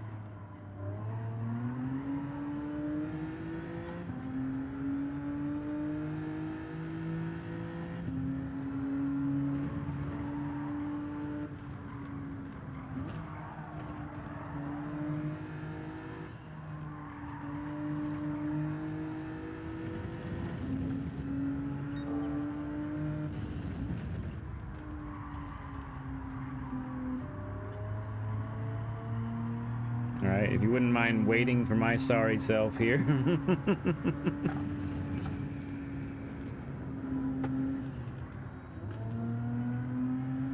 Johnny B, good to see you, friend.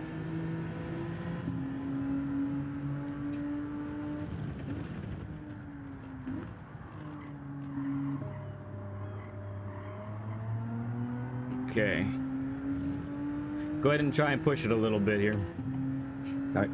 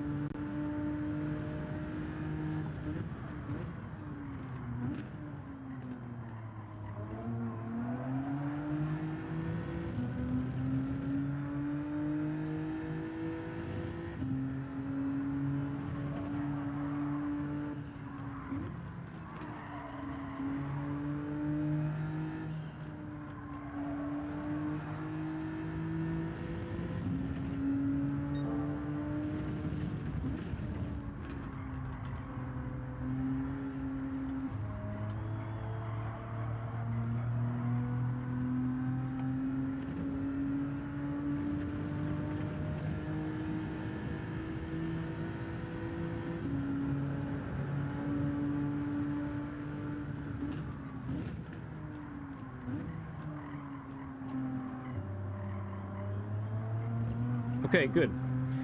All right, let's stop at the braking point for turn 1.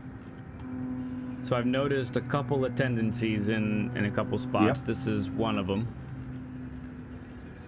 Okay, so there are a couple of spots on the track where I've noticed you didn't end up going very wide on exit.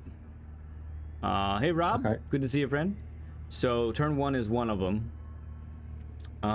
So that your entrance in both cases are good. I think you're actually underestimating how much the car can handle. So for this turn, for example, we're braking. Do you get down to 4th at all for this one? Yeah. Yeah. Okay, so we're dropping down to 4th, getting a nice wide entrance, right? So that we are clipping the curb like this. We should be on the throttle now, Gotcha. if not even earlier. So where I was seeing you ending up on this was, you were about this wide here. Yep. Whereas if you were carrying as much speed as the car could handle, you'd be on the curbs. Yep. At least somewhat. Maybe not all the way, but at least somewhat, right? So that's one that I noticed there. Your chicane looks good. It looks very good from a line standpoint. So we've been doing that quite nicely. Yeah, the sausages are the sausages, so that's whatever. Yeah. But hey, Nielsen, good to see you, friend. Awesome to have you here. This isn't necessarily one that talks about being wide, but because it's a slow corner, let's go ahead and talk about it for a sec. So, excuse me. So, this is one of those corners with an all-wheel drive vehicle that is super critical to be on the throttle as early as possible. And so really the only way to do that is to get the car pointed as soon as possible. So that means we need a late turn, and we need to be turning in probably about this late. Oh, really? Okay. Yeah. So I noticed you're a little narrower than that. Yeah. What that's doing is, so if you take the line that I just provided, we are hitting the apex like this, and I can get on the throttle now.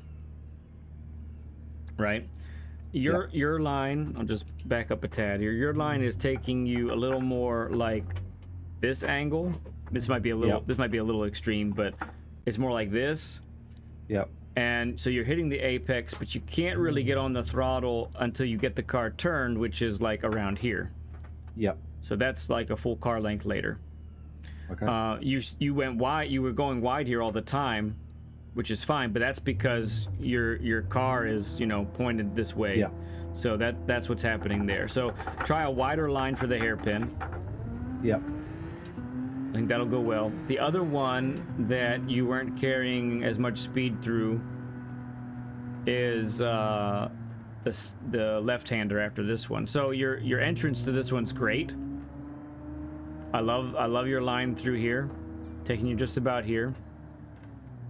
So what I was seeing here, let's see. You stay put there for a moment. So what I was seeing here was braking in a straightish line, and then turning the car. Yeah. To get this line right here, which is comfy. But what was happening is the car can do more than what you're asking of it. So what I'd like to propose is, it is I like to call throwing the car into the corner. You're tossing it in, okay? So it's a quick dab of the brake and turning at the same time. And when you have your brake balance all the way to the rear, you get the car turned very nicely. So I'm not sure if it's like 50% brake or it's something in that nature. It's a dab of the brake. You're turning just after the see the wall over there transitions from the metal to these orange and gray barriers. Yep. So you're turning right about there. you're yanking the car over. You're in third gear, and honestly, you're on the throttle now, Okay. and you probably are max. It's not a gradual increase to full throttle. It is throttle immediately because four-wheel drive, right? Okay. So the reason I could see this is you would be exiting, and you're here, right? Yeah. When I'm exiting, I'm You're here. over on that. When I'm really sending it through there, I'm on the red partially. Yeah. So let's go ahead and have you follow me, and we'll practice some of these. There's enough new lines that I'd like you to see me do them for a little bit, and I'll be your ghost for a little while, and you try and mimic that, okay?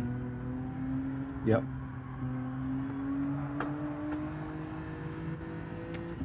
Tires are cold for the moment, so first few turns might be a little sketch.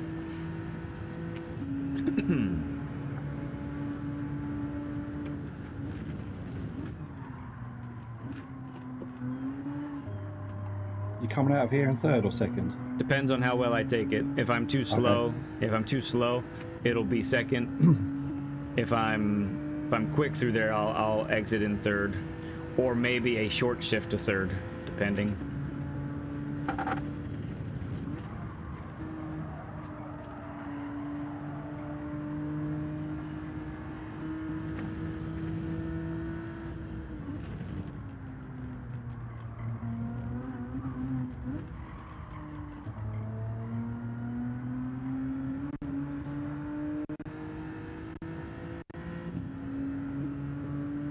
Okay, let's try that wide entrance here. Later turn in.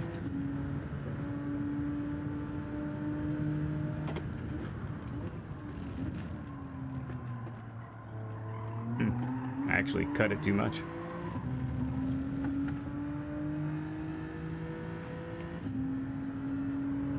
Okay, keep it tight.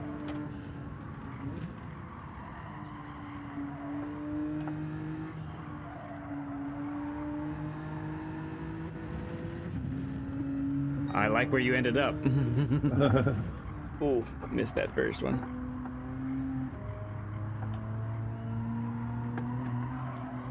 Yeah, I'm all over the place on this one. I followed you.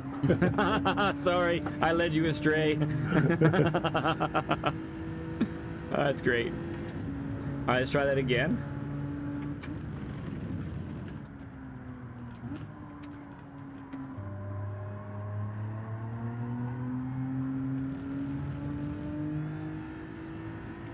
I'll wait up for you just a little bit. Yeah, just a bit of damage from hitting the wall.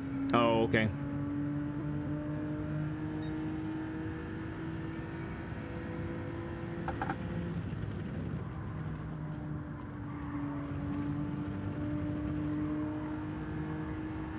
Yeah, see, my momentum carries me all the way out there.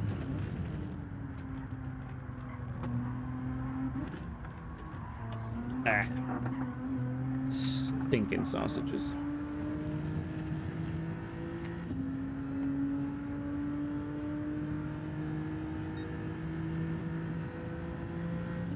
All right, let's try this one again. Ooh, I went a little deeper. I needed to.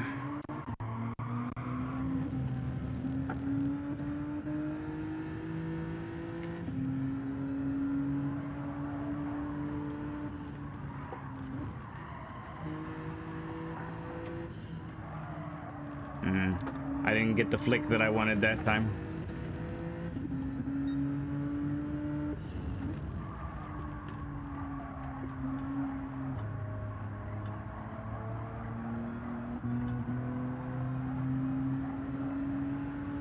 Got a 40 burger. Thank you for the 40 likes, everybody. Appreciate you, friends. All right, let's try again. See if I can do better on my lines.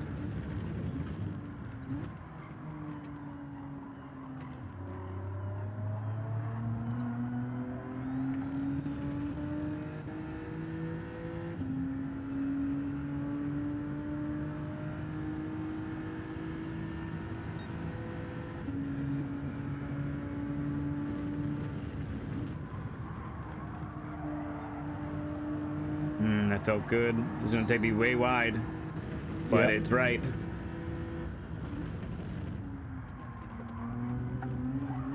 Goodness gracious. Whatever, chicane. Whatever. Oh, I ain't got you a pen. All right. Yeah.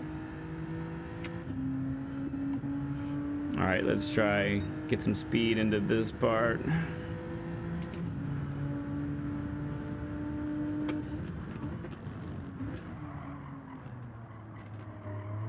There, it's more like it.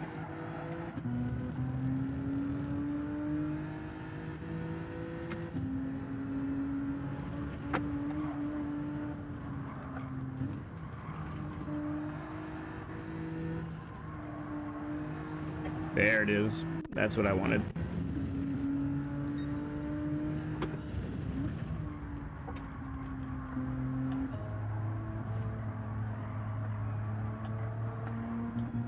All right, we'll have you serve the pen. Let's see you do it now without me in front of you.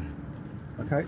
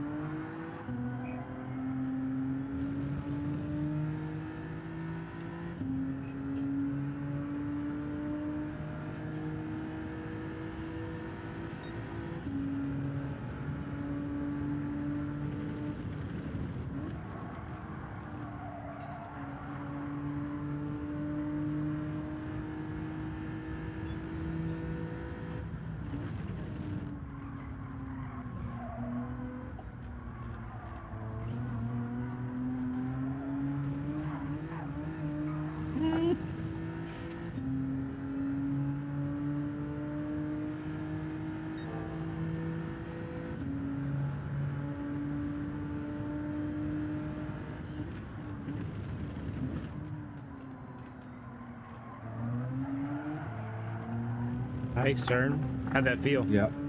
Excellent. Yep, okay.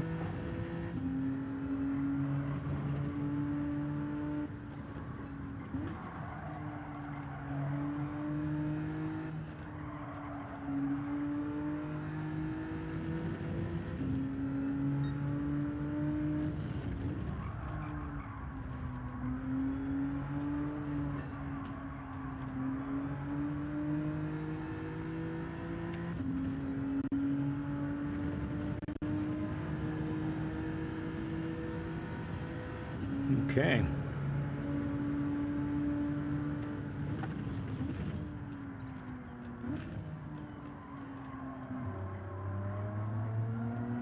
All right, very good. Let's go ahead and do the share screen.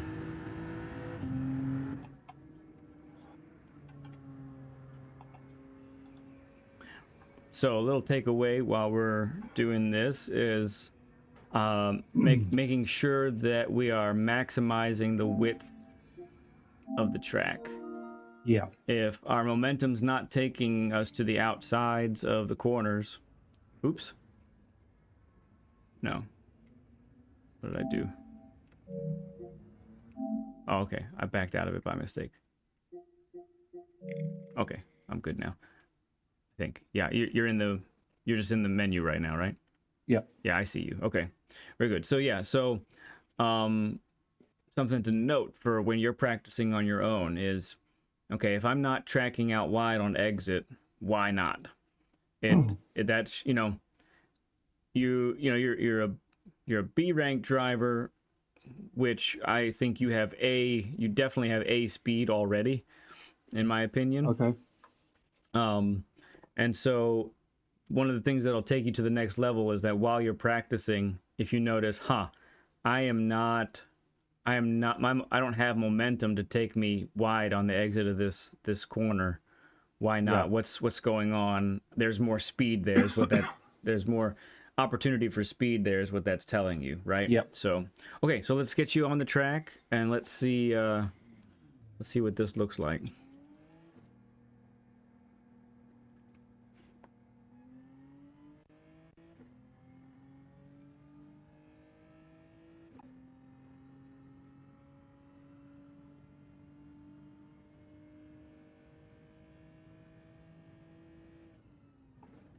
Big Joe, good to see you, friend. Glad you could stop by, bud. Thank you for the like. Means a lot.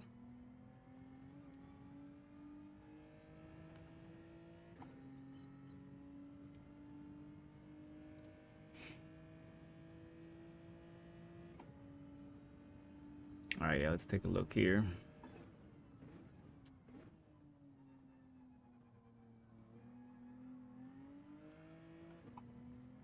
Okay. Just a little less speed entering that apex. Yeah, because I had to lift. Mm-hmm. Yep.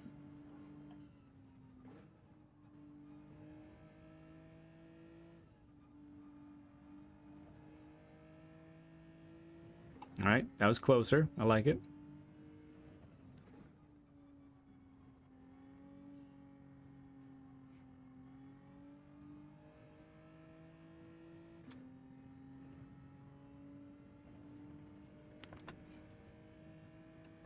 Okay. I'm curious about this one. Didn't talk about it yet, but...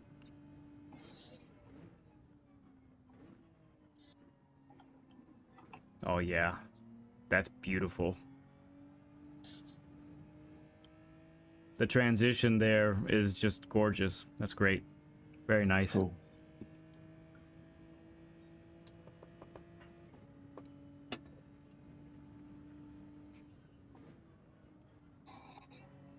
Okay.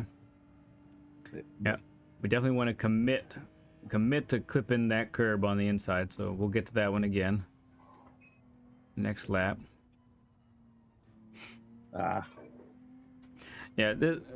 that part I'm not so worried about because of the roll hit and miss, isn't it? The roll of the dice that it is every time. I'm more concerned about these other spots.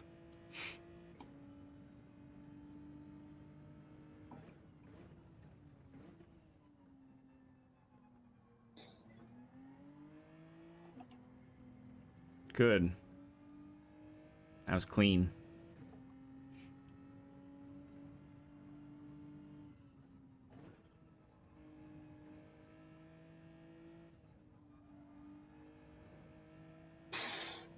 Yeah. That's rapid right there. Too much curb.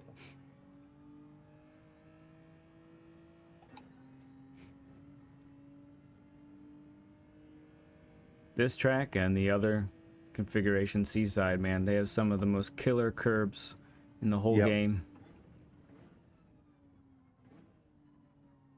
Yeah, I love that late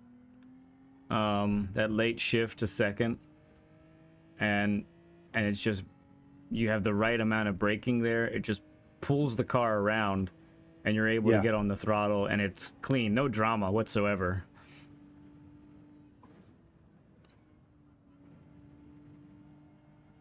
Brave. Okay, you may have made it. I don't know. That was close. But that's what you did there is the idea. It is it is hard to gauge if you're going to make the corner or not. Yeah. Because you can't quite see it. So that takes repetition really to find out. But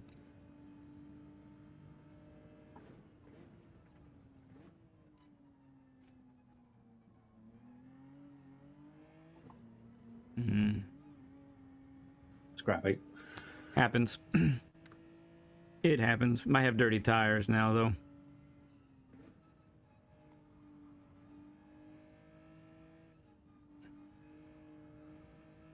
Yeah, definitely dirty tires. If you want to reset, that's fine. Or if you want to just get them cleaned off, either way.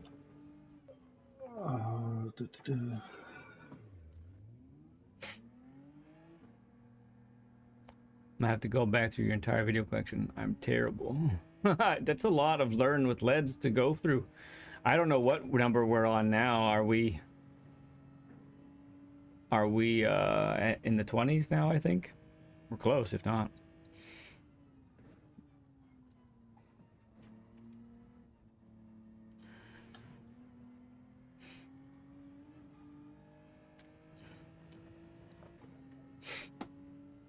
Okay.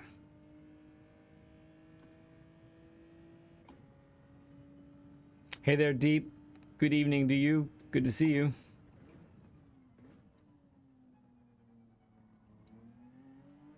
Yeah.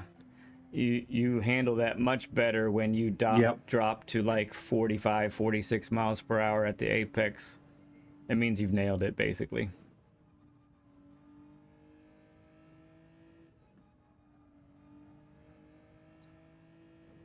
Good.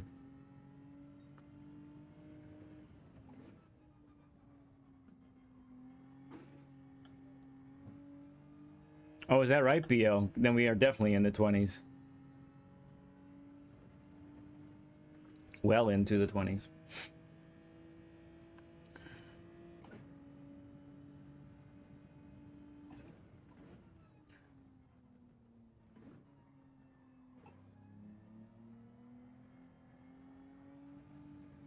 Nice.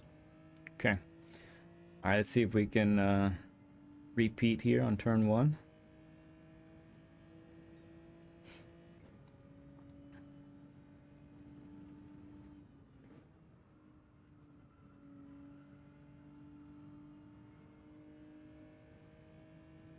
Okay, there's room for speed there, but it's all right.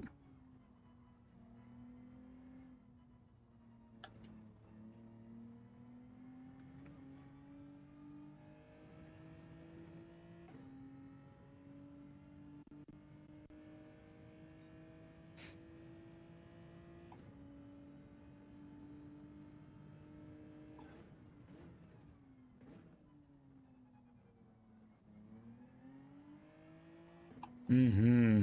That's rapid right there.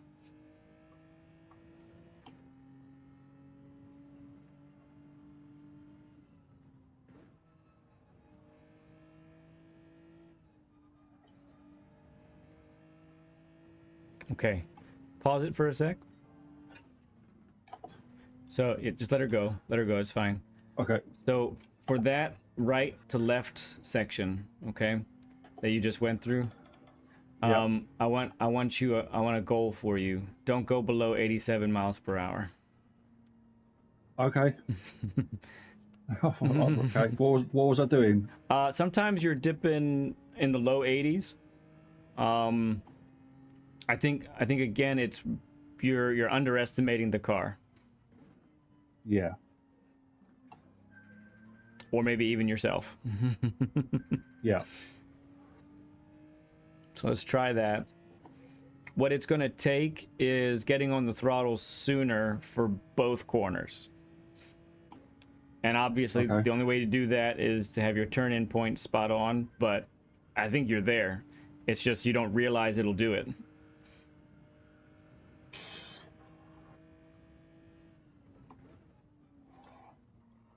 I kind of want to see you see the limits there. You haven't crashed there once. Yeah. I think that's bad. Okay. Okay. You follow me there, yeah. Yeah. Yeah. This isn't a car that we actually have to pay for. No repairs, costs. So let's push it.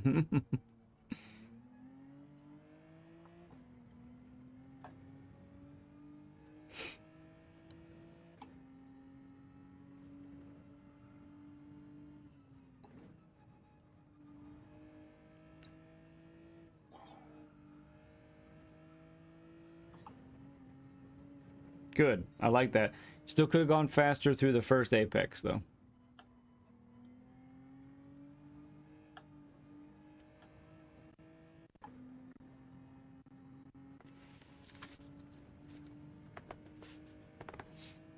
What, the first right-hander? Correct. Okay.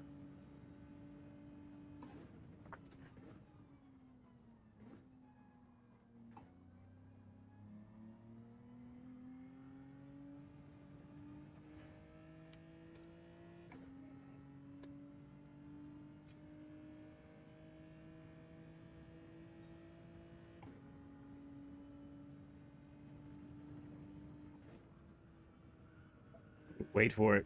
Yeah, that one you carried more speed to the Yep. apex than you normally do. Probably just a little bit different braking input.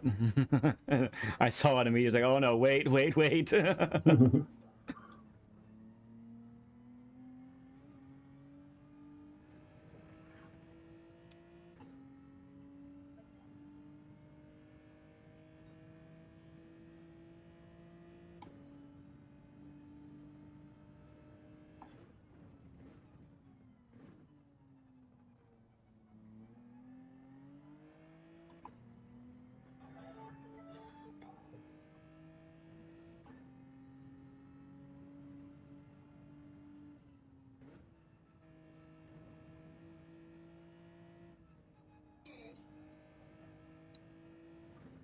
That's what I'm talking about, though. That was great. Honestly, that's the first Apex. That's the best you've taken it so far, by far. Yeah, I could feel that it was really revving out as well, wasn't it? Mm-hmm. And you can see it'll do it. I think Yeah, what happened for the next turn was you were carrying so much more speed that your normal braking and normal turning point wasn't sufficient anymore. yeah. Let's try it again. See if we can hook both up. And by the way, you were 88 miles an hour. You were DeLorean. Hey. You were DeLorean speed. It was great.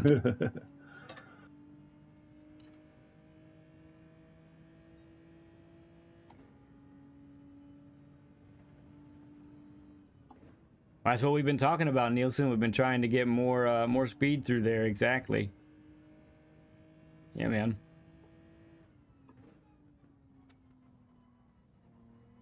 Lovely.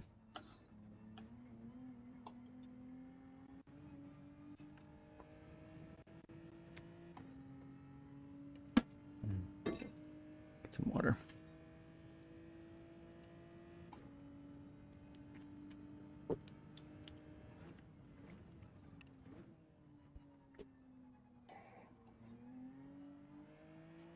Nice. Yeah, a little bouncy there, but it's still good right there. Okay. See what happens.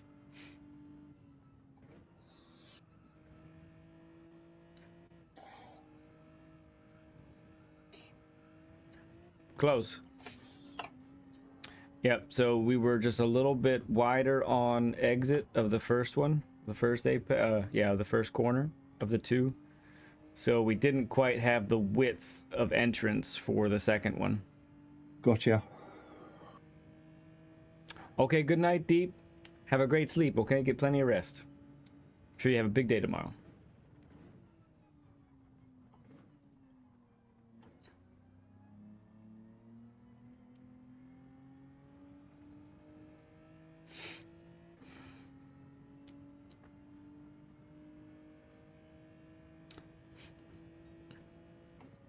Okay.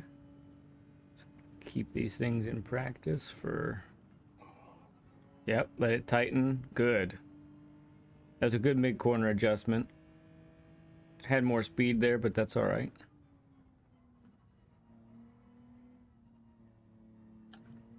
Hey. Hey, that was good.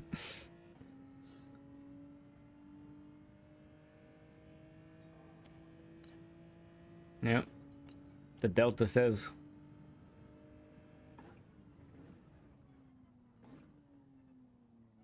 Ended up a little narrow there. Yeah.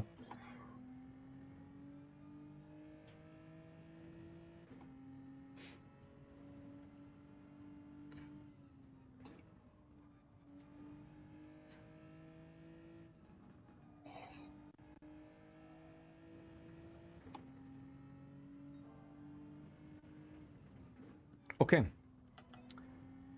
I think that will do it for the share screen. Yep. All right. So let's recap some takeaways here. Oh, I'll do it. Ooh. Excellent. Okay. All right. So again, what we learned from Laguna, utilizing the for braking and slowing down, utilizing the 20% braking power and lower as you're Yep. going towards the apex. That's going to get you to tighten to the apex, and also when and then to even help more with that, to do that to utilize gearing down in situations. Yes. Yeah. Right. For the rotation. Yep. Sometimes, depending on the gearing of the car, depending on the type of corner, that's not always going to be beneficial. Sometimes if you gear down, that's going to cut too much speed. So you'll need to do it just by braking, but that's critical. If I guess, one of the things to really pay attention to is, okay, am I habitually not really clipping the apex of a particular corner? Yeah. If that's happening, I got to figure out how to do it. because you're for a couple reasons. Number one, it's slower if you're not. But number two, and we'll talk about more about this in a little bit. But number two, it's leaving the door open for competition, for competitors to gain time on you, or even sneak up in there and take that spot from you, right? Oh, thank you, Deep, for the other like. I appreciate it very much. Okay, the main takeaway from here is being able to maximize the capability of the car, and and making sure that if I'm not tracking out wide on exit of corner, why? That must mean I can get on the throttle sooner. It must, right? That's what that tells you. So figure out where that new throttle point is, at least when you're starting to get on the throttle. I think sometimes, so I find this seems to be the case. I find that people, compared to group 4 and group 3, people are always better at one rather than the other. Yeah. I'm gonna take a wild stab. Do you find that you're better at group 3 or group 4? Group 3. I was gonna say group 3. Yeah. I was gonna say group 3. Group 3, power oversteer, you have to monitor that all the time. And always feather the throttle and be careful with it. Group 4, some of the cars can get a little squirrely, but if it's an all-wheel drive car, there's almost no squirrel whatsoever. And so getting on the throttle sooner, and then honestly getting full throttle sooner, is paramount to being fast in group 4. Okay. So that's something to take into consideration there. Carrying speed through corners in group 4 is paramount. With a group 3 car, you might be able to lose a little bit more speed, but the power of the car kind of makes up for it. You don't have that cushion with a group 4.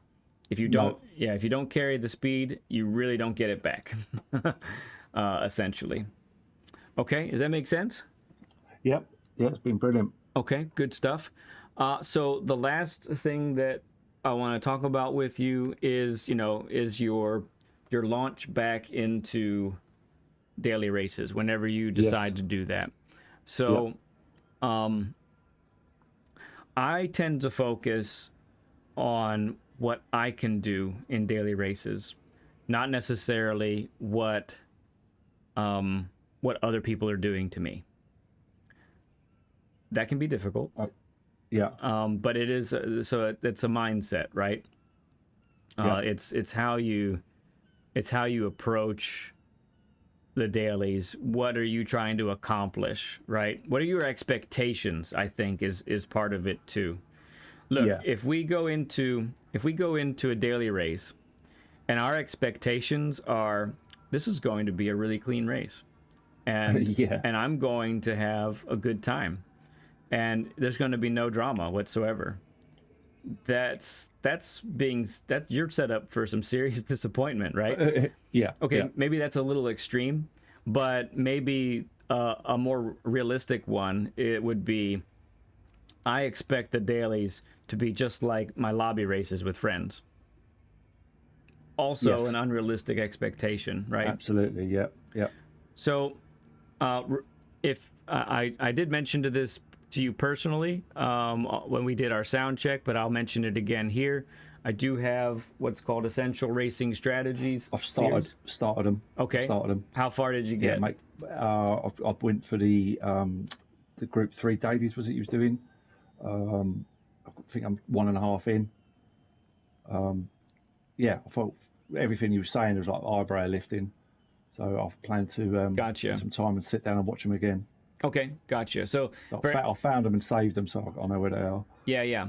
So if anyone doesn't know what this is or haven't seen it yet, so it's my Essential Racing Strategy. I just put the link there to the playlist where all current 7 episodes are. I did just release on Thursday night. I released episode 7, which deals with A-ranked drivers specifically. Nice. And that was fun to put together. I enjoyed that one. Hopefully, episode 8 which talks about your top priority as an A rank driver. That's going to be coming next. And so you've done the, did you say the first 3 episodes? No, I did the first one, and I got a little bit into the second one. Oh, okay. It was the one dedicated to B racers. To the Bs. Okay, so you're Yeah, you're talking about where you are basically right now. yeah, Gotcha. yeah, Yeah. So you saw the top priority, at least part of it. yeah, yeah. Some of it, well, I can't remember. It was the other night now. So, That's okay. So top but priority for B rank driver is stay on the track, yeah, oh, absolutely. right? So Yep, you do whatever it is you can to stay on track. And I yep, think I talk a lot about essentially defensive driving. I talk about protecting the apex like your life depends on it. We talk about how to position yourself in on track, giving yourself, the best possible chance for a good outcome. Not necessarily a victory, but yeah, a yeah, top five, a podium, a top yep, seven. The stuff that basically gains you driver rating, yep, is basically where it is. So, yeah, there's a lot of helps there. I would say, watch over those, see what maybe is different from your current approach, yep, try different things. Um, the third episode for B rank drivers deals with the mindset that you need to have that'll for be the that. one for me. Yep, And so that one, yeah, that one, I don't know. That one I think is rather controversial. I basically say don't be mean to anybody, and you're not gonna. That's not how you're gonna be treated. But basically, that's how you kind of need to treat everybody. Really.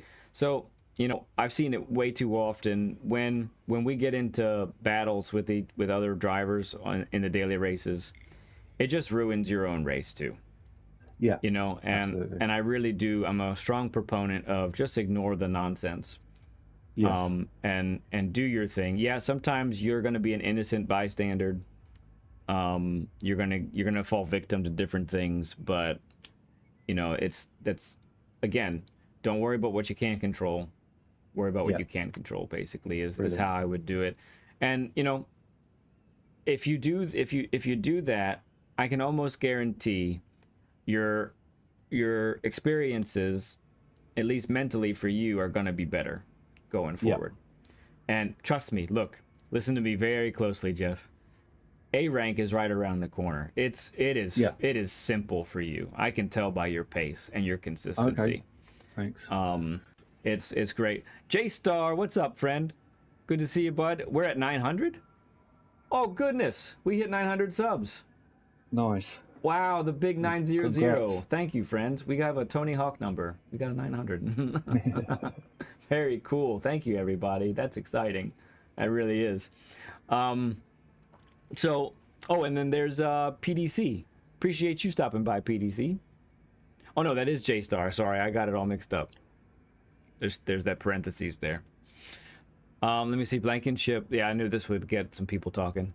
Blankenship says, if I get so upset I want to retaliate, I just quit for the day because all the enjoyment is gone. Yeah, and you know what? That's not, honestly, sometimes you just need to not race a daily race. Yeah, If you're not in the headspace for it, don't put yourself through that, It's just not worth it. Not worth it, really. Um, so yeah, I would say continue to watch those. They're not meant to be necessarily binge watched. They're meant to yeah, yeah, watch a little at a time, not even a full episode at a time. If something hits you while you're watching it and you go, wow, that is really different or whatever, stop right there, start to practice it, start to implement it. yeah, And yeah, because, the idea is for whatever daily race approach that you have when it comes to execution and mentally speaking, what we're really going for is you end up doing it naturally. yes, You've done it and repeated it so often that it just becomes a natural thing and you don't even necessarily need to think about it anymore. yep. Yeah, so yeah, I'd say that man, this was a great session. I really Yeah, I really appreciate liked you it. Yeah. No, I appreciate you keep putting it like well over like 2.5 hours. You've just given me tips and hints and stuff, so I really Oh, appreciate it. no problem, bud. No, that's what we're. Brilliant. That's And what. I will actually go back through the videos myself, so pick up on the stuff you were saying and see what you was talking about as I was doing it, and then hopefully the info will sink in. But yeah, I could already feel a big difference straight away with like slowing down more for the apex, giving me Mm-hmm. better exit. The brake bias makes sense. Mm-hmm. Yeah, Good. so brilliant. Really appreciate it. Yeah, you're welcome, man. You're welcome. That's what this is And all about. everyone who joined in to watch as well. Like, well done. Yep. Nice. So Thanks a lot, man. if anyone here is watching and you say, "Man, I think I want to do one of these sessions with Led," you can begin the conversation with me by reaching out to my PSN. That's I just put in the chat, Lead Pencil 2017.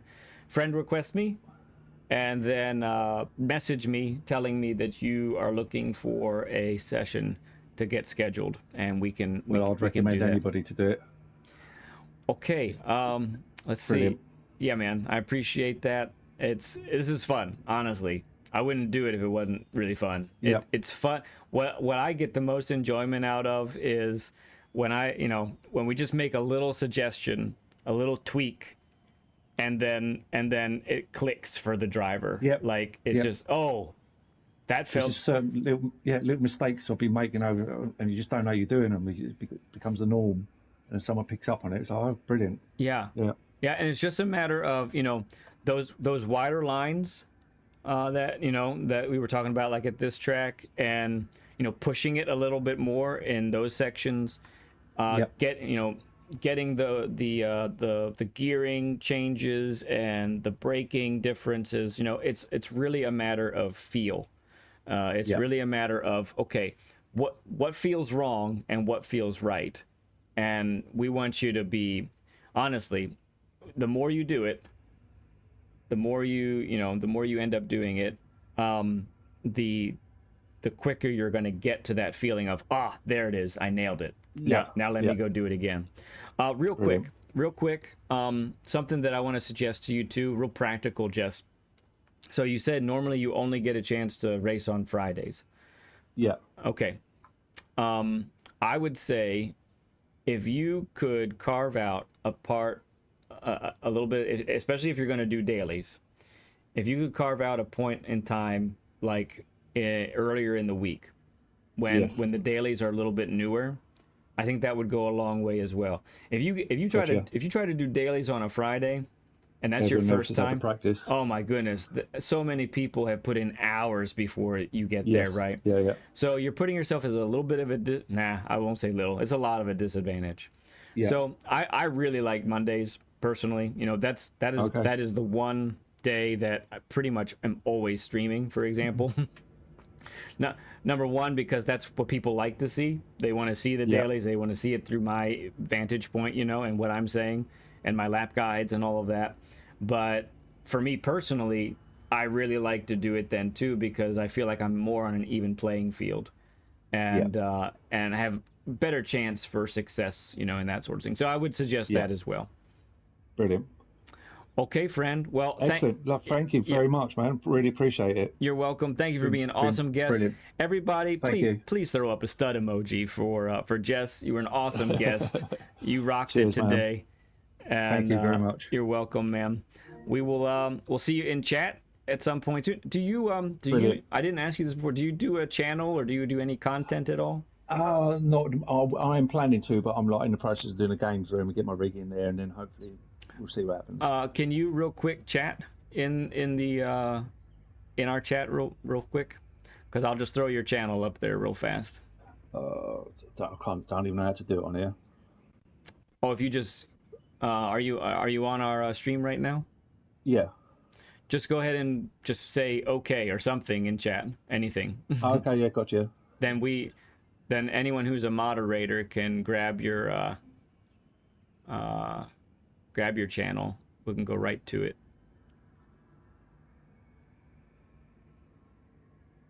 There we go. That counts, Nielsen. It counts. Yeah, there we go. I got you. Brilliant. So if you got 44 subscribers right now.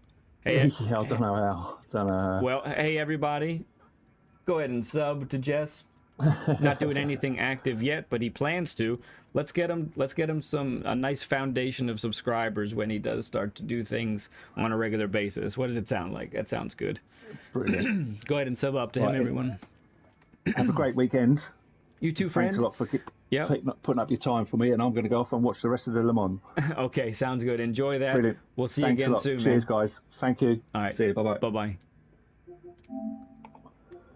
All right.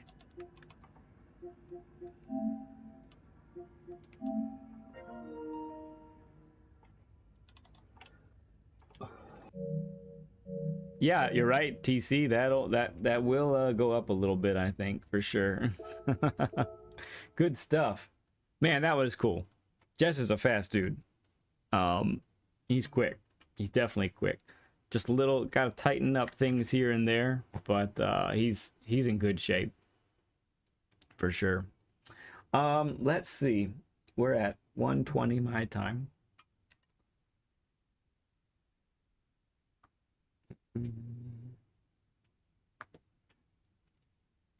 That'll go up a few, yeah.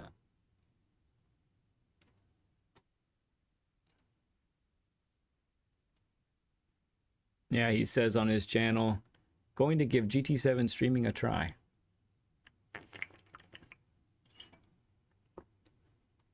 So it's coming.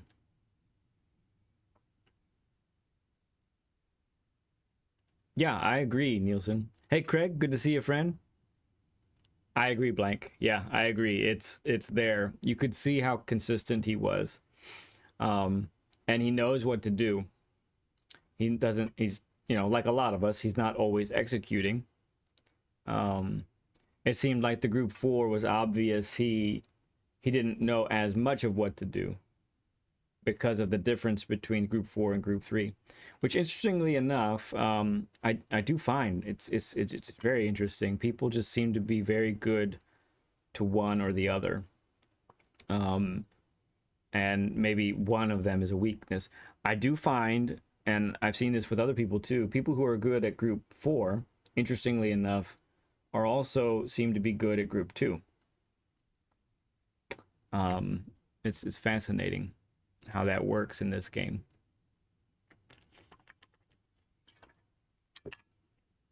Let's just take a quick look. Anything? Let's practice. Noodle. Oh. What do you think? Should we crash Noodle's party? Open lobby, RSR, group 3. Let's race a little bit. Let's have some fun racing with some friends, shall we? Nothing too long here. But again, thank you all for hanging out and rocking this this day with me. It's a lot of fun.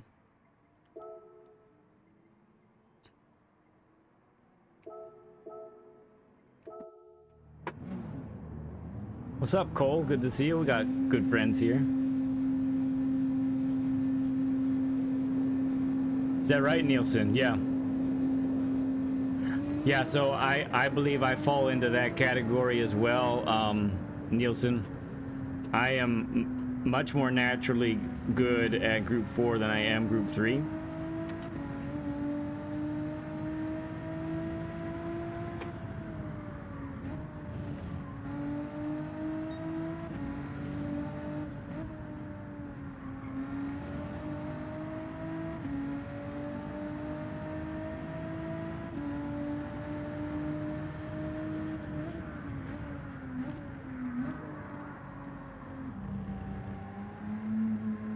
A little early there.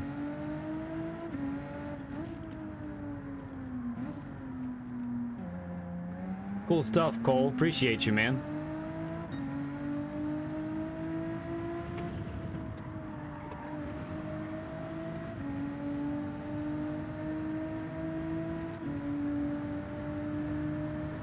Got an AHR member here.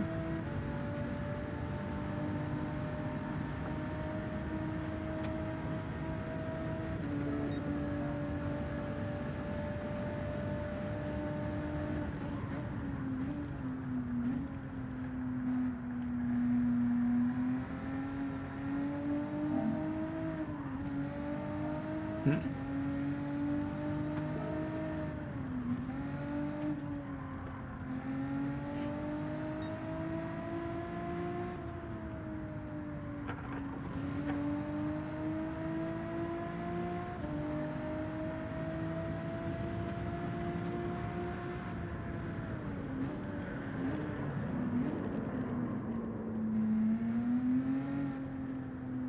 Oh, wrong camera for you all. My bad. 900 subs. That's so cool. Screen.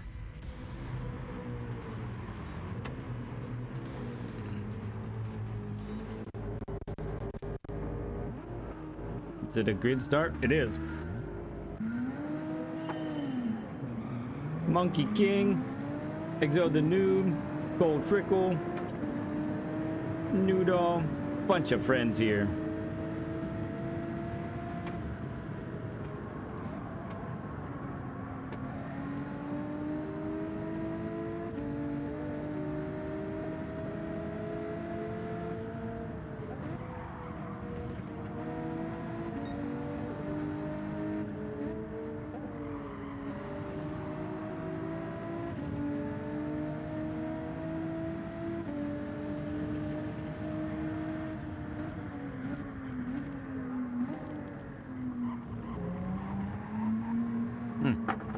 Still not getting that one right.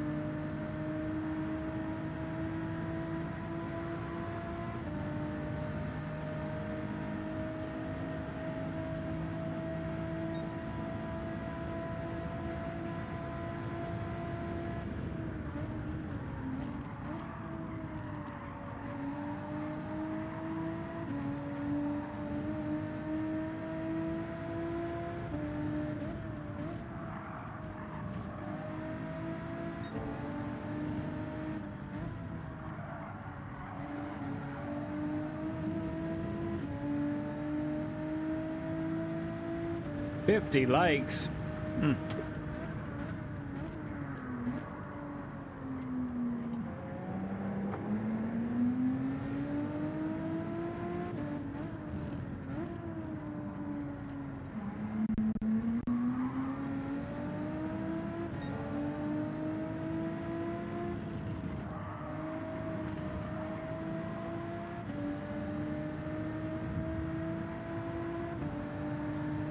6 laps is pretty nice.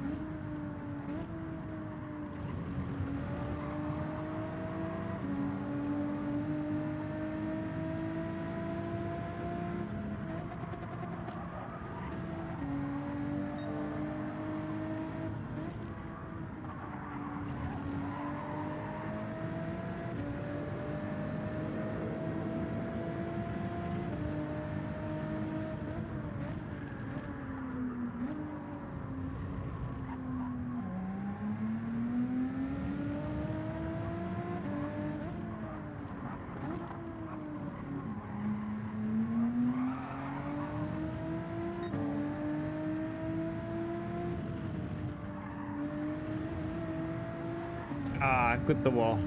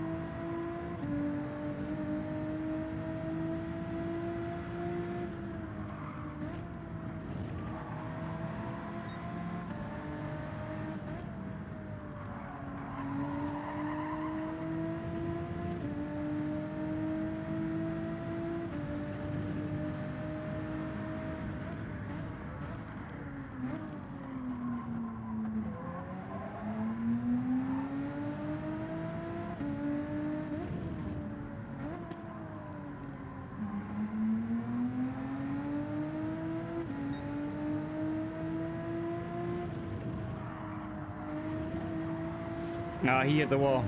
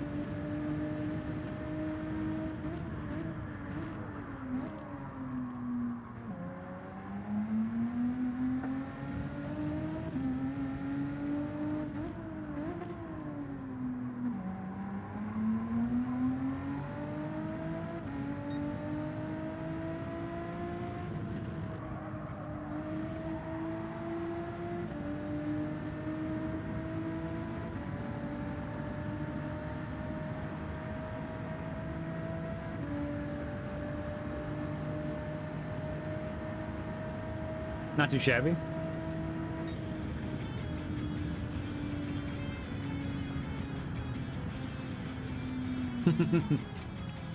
Thanks, Briggs. Appreciate you, friend. Yeah, we all got to get things done, don't we? Oh no, Bailey ended up with a 2-second pin.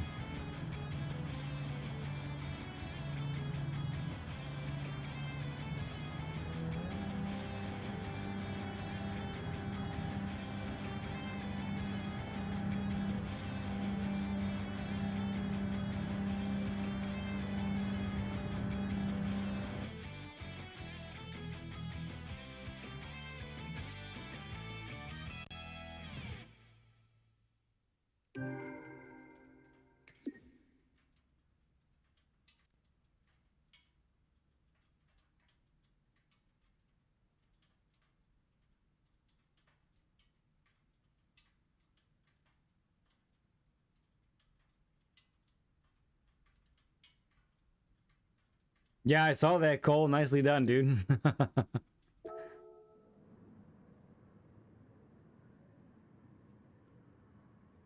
We continue to do the same track. Is that what we've been doing? Same track?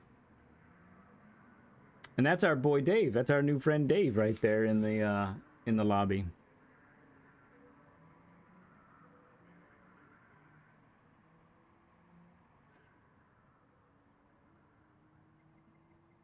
Yeah, you got me by 0.2, I think, Cole. I had a 0.5.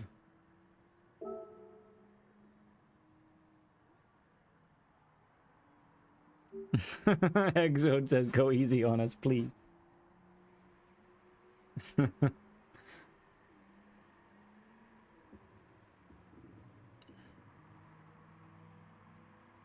Yeah, I like Monkey King. He's a cool dude.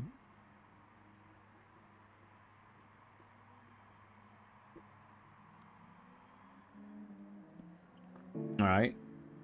Let's try a different car.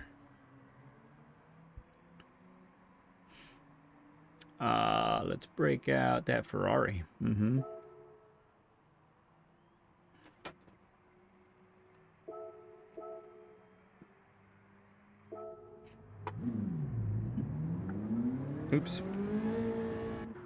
Wrong tires.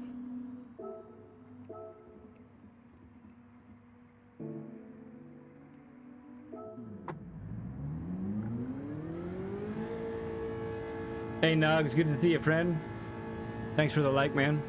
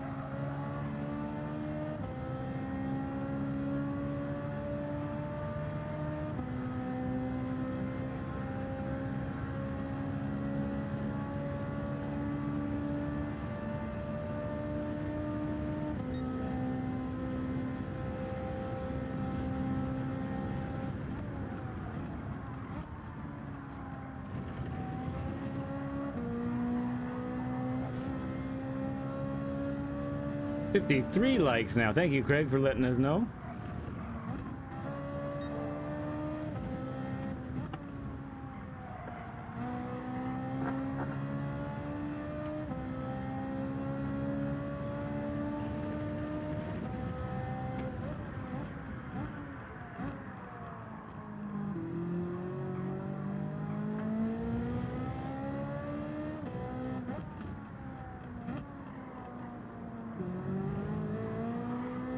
Claire Bear's here.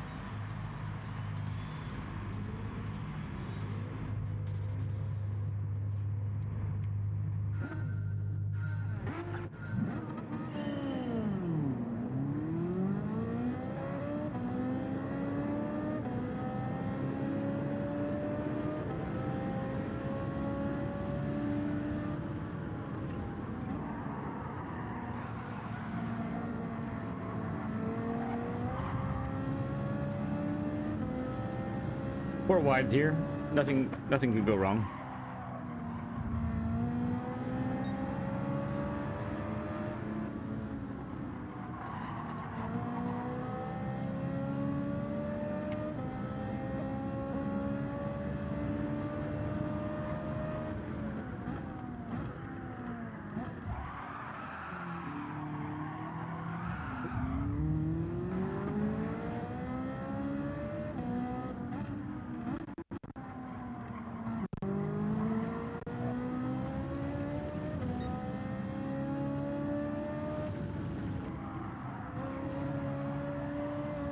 Little bonk.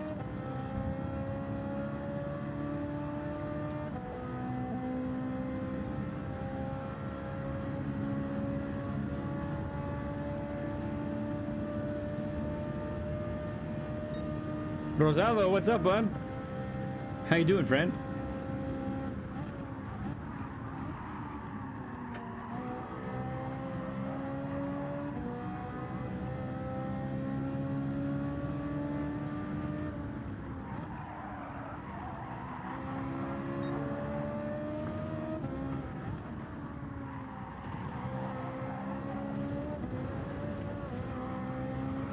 Ah!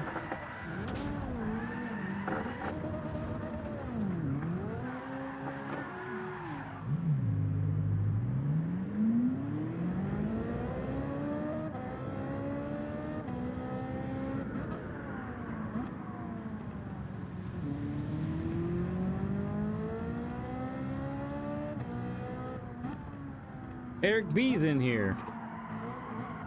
Oh, gee. Let's rack up some pens, baby.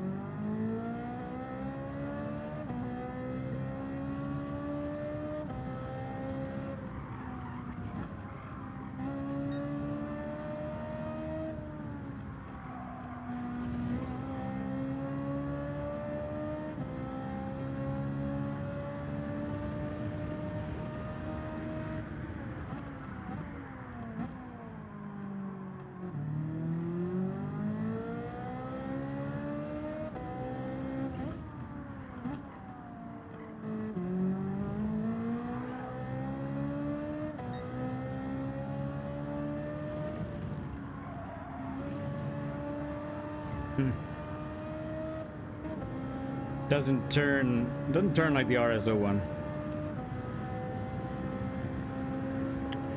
Yeah, I do, Nielsen. I've done them on Saturdays before. To be honest, it's been a bit much trying to prepare for Learn with Lead and doing that at the same time. Plus, it's been a time commitment as well. So, I've backed off of that for now, at least.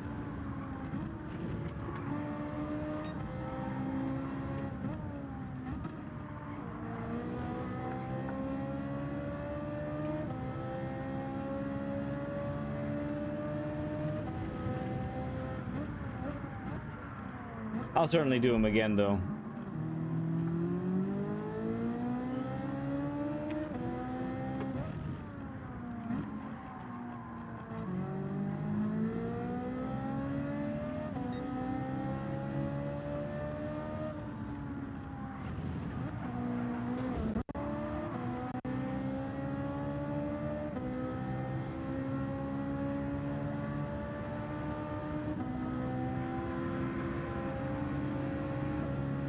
Howdy.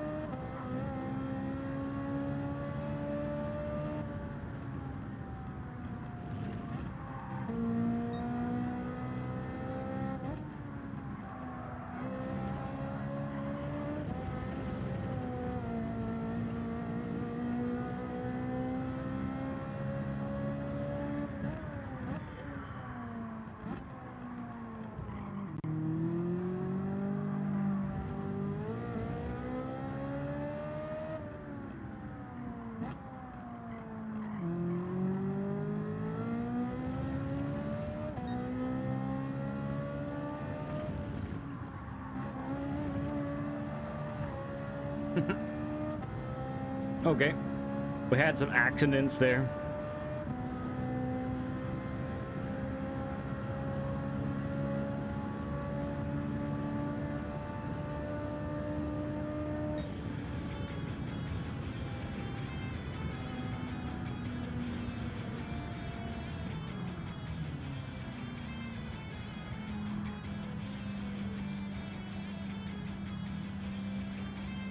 Okay, Chris, appreciate you hanging with us today, man. We'll see you later.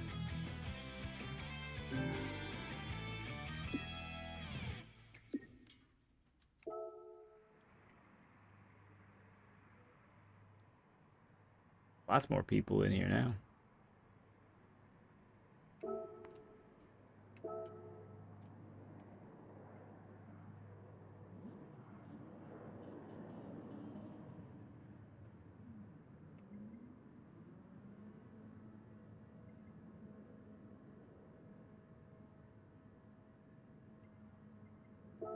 Noodles in a Mustang. I'm gonna try a Mustang.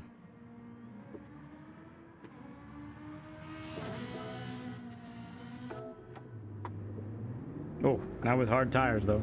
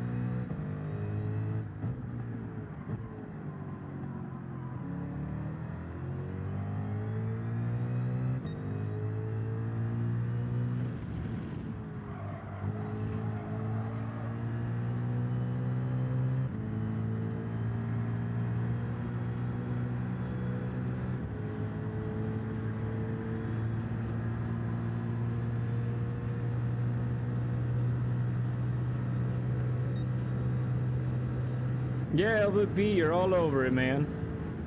Right.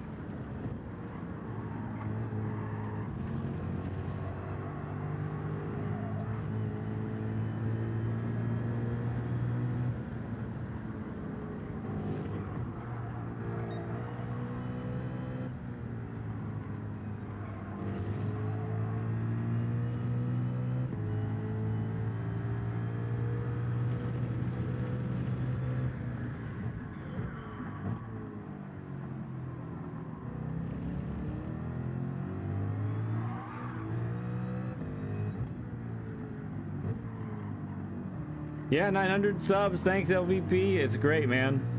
Crazy. What a day.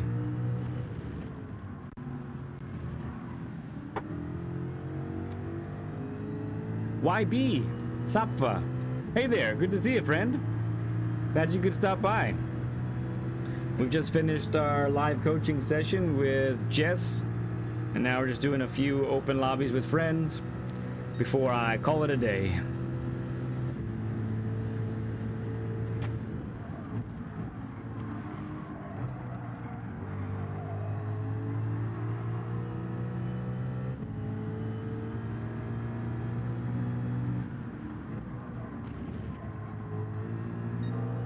Yep, for sure, LVP, for sure. Yeah, Safa says make it 901. Very cool, friend. Appreciate you, bud. Thank you for stopping in. I'm not sure if you're familiar with the channel, but yeah, almost every Saturday we do a live coaching session with a subscriber. And we just finished up one. We spent about 2 hours with him on track. Now I'm just getting my racing fix on.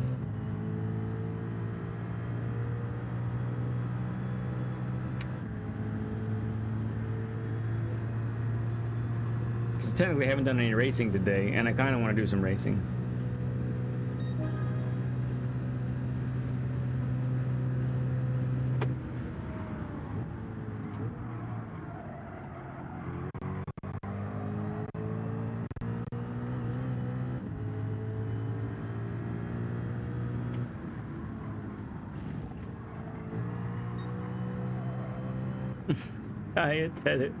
Type 2 car. Oh, it's true, G. It's true. I just wanted to be like my friend Noodle. Plus, honestly, Ozzy did such a great job with the livery on this car. I gotta show it off a little bit too.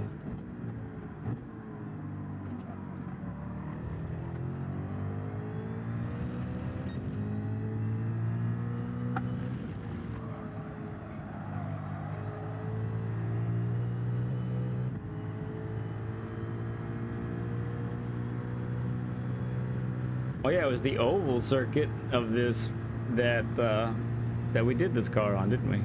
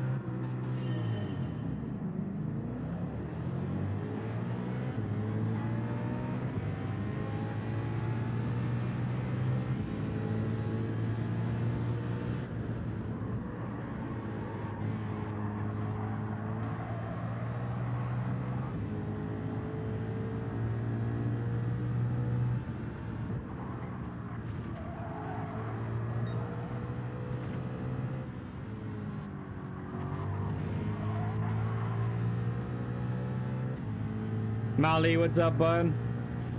Good to see you, friend.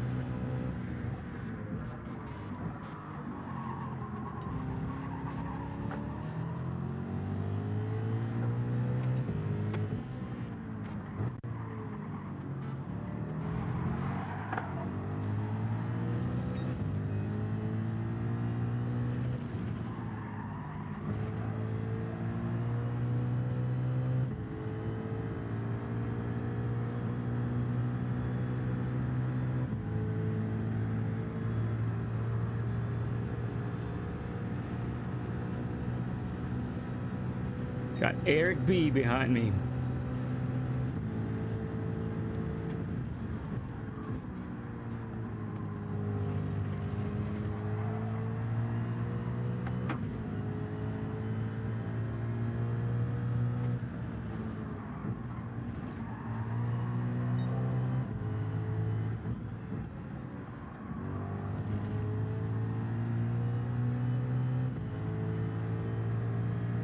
Eric B's got pace here. He's moving.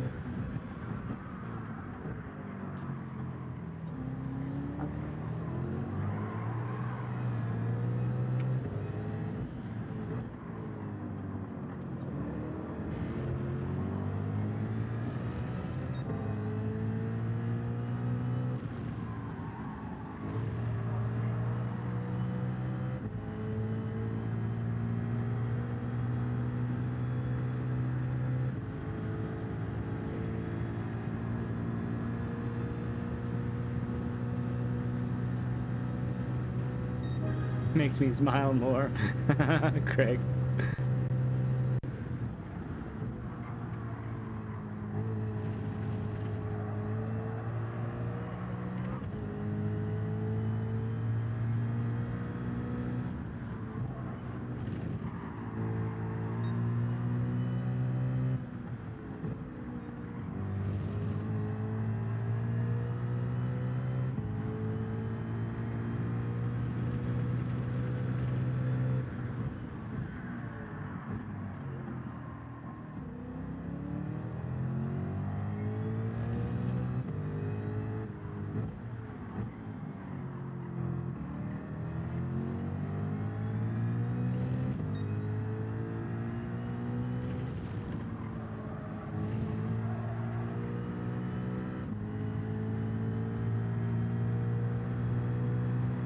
Yeah, it lacks. It's very understeery Jeep. I feel it quite a bit on the exit of corners, especially. But it turns in kind of nicely.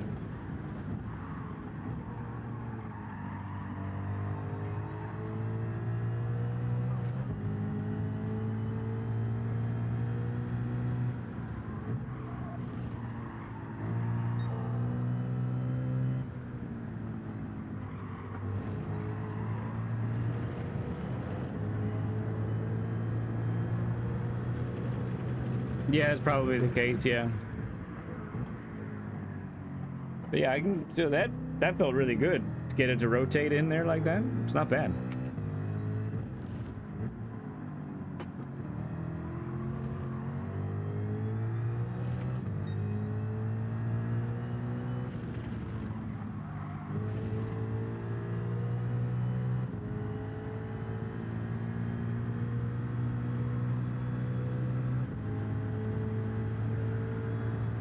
Hmm.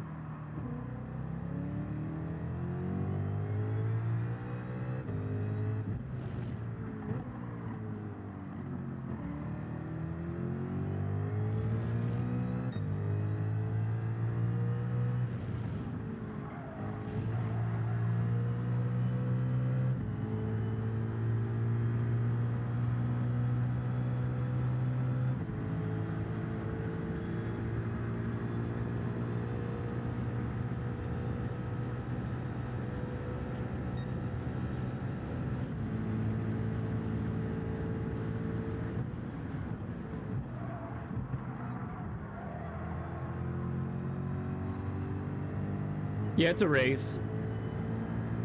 There's only 7 of us in the lobby though, or 7 racing right now.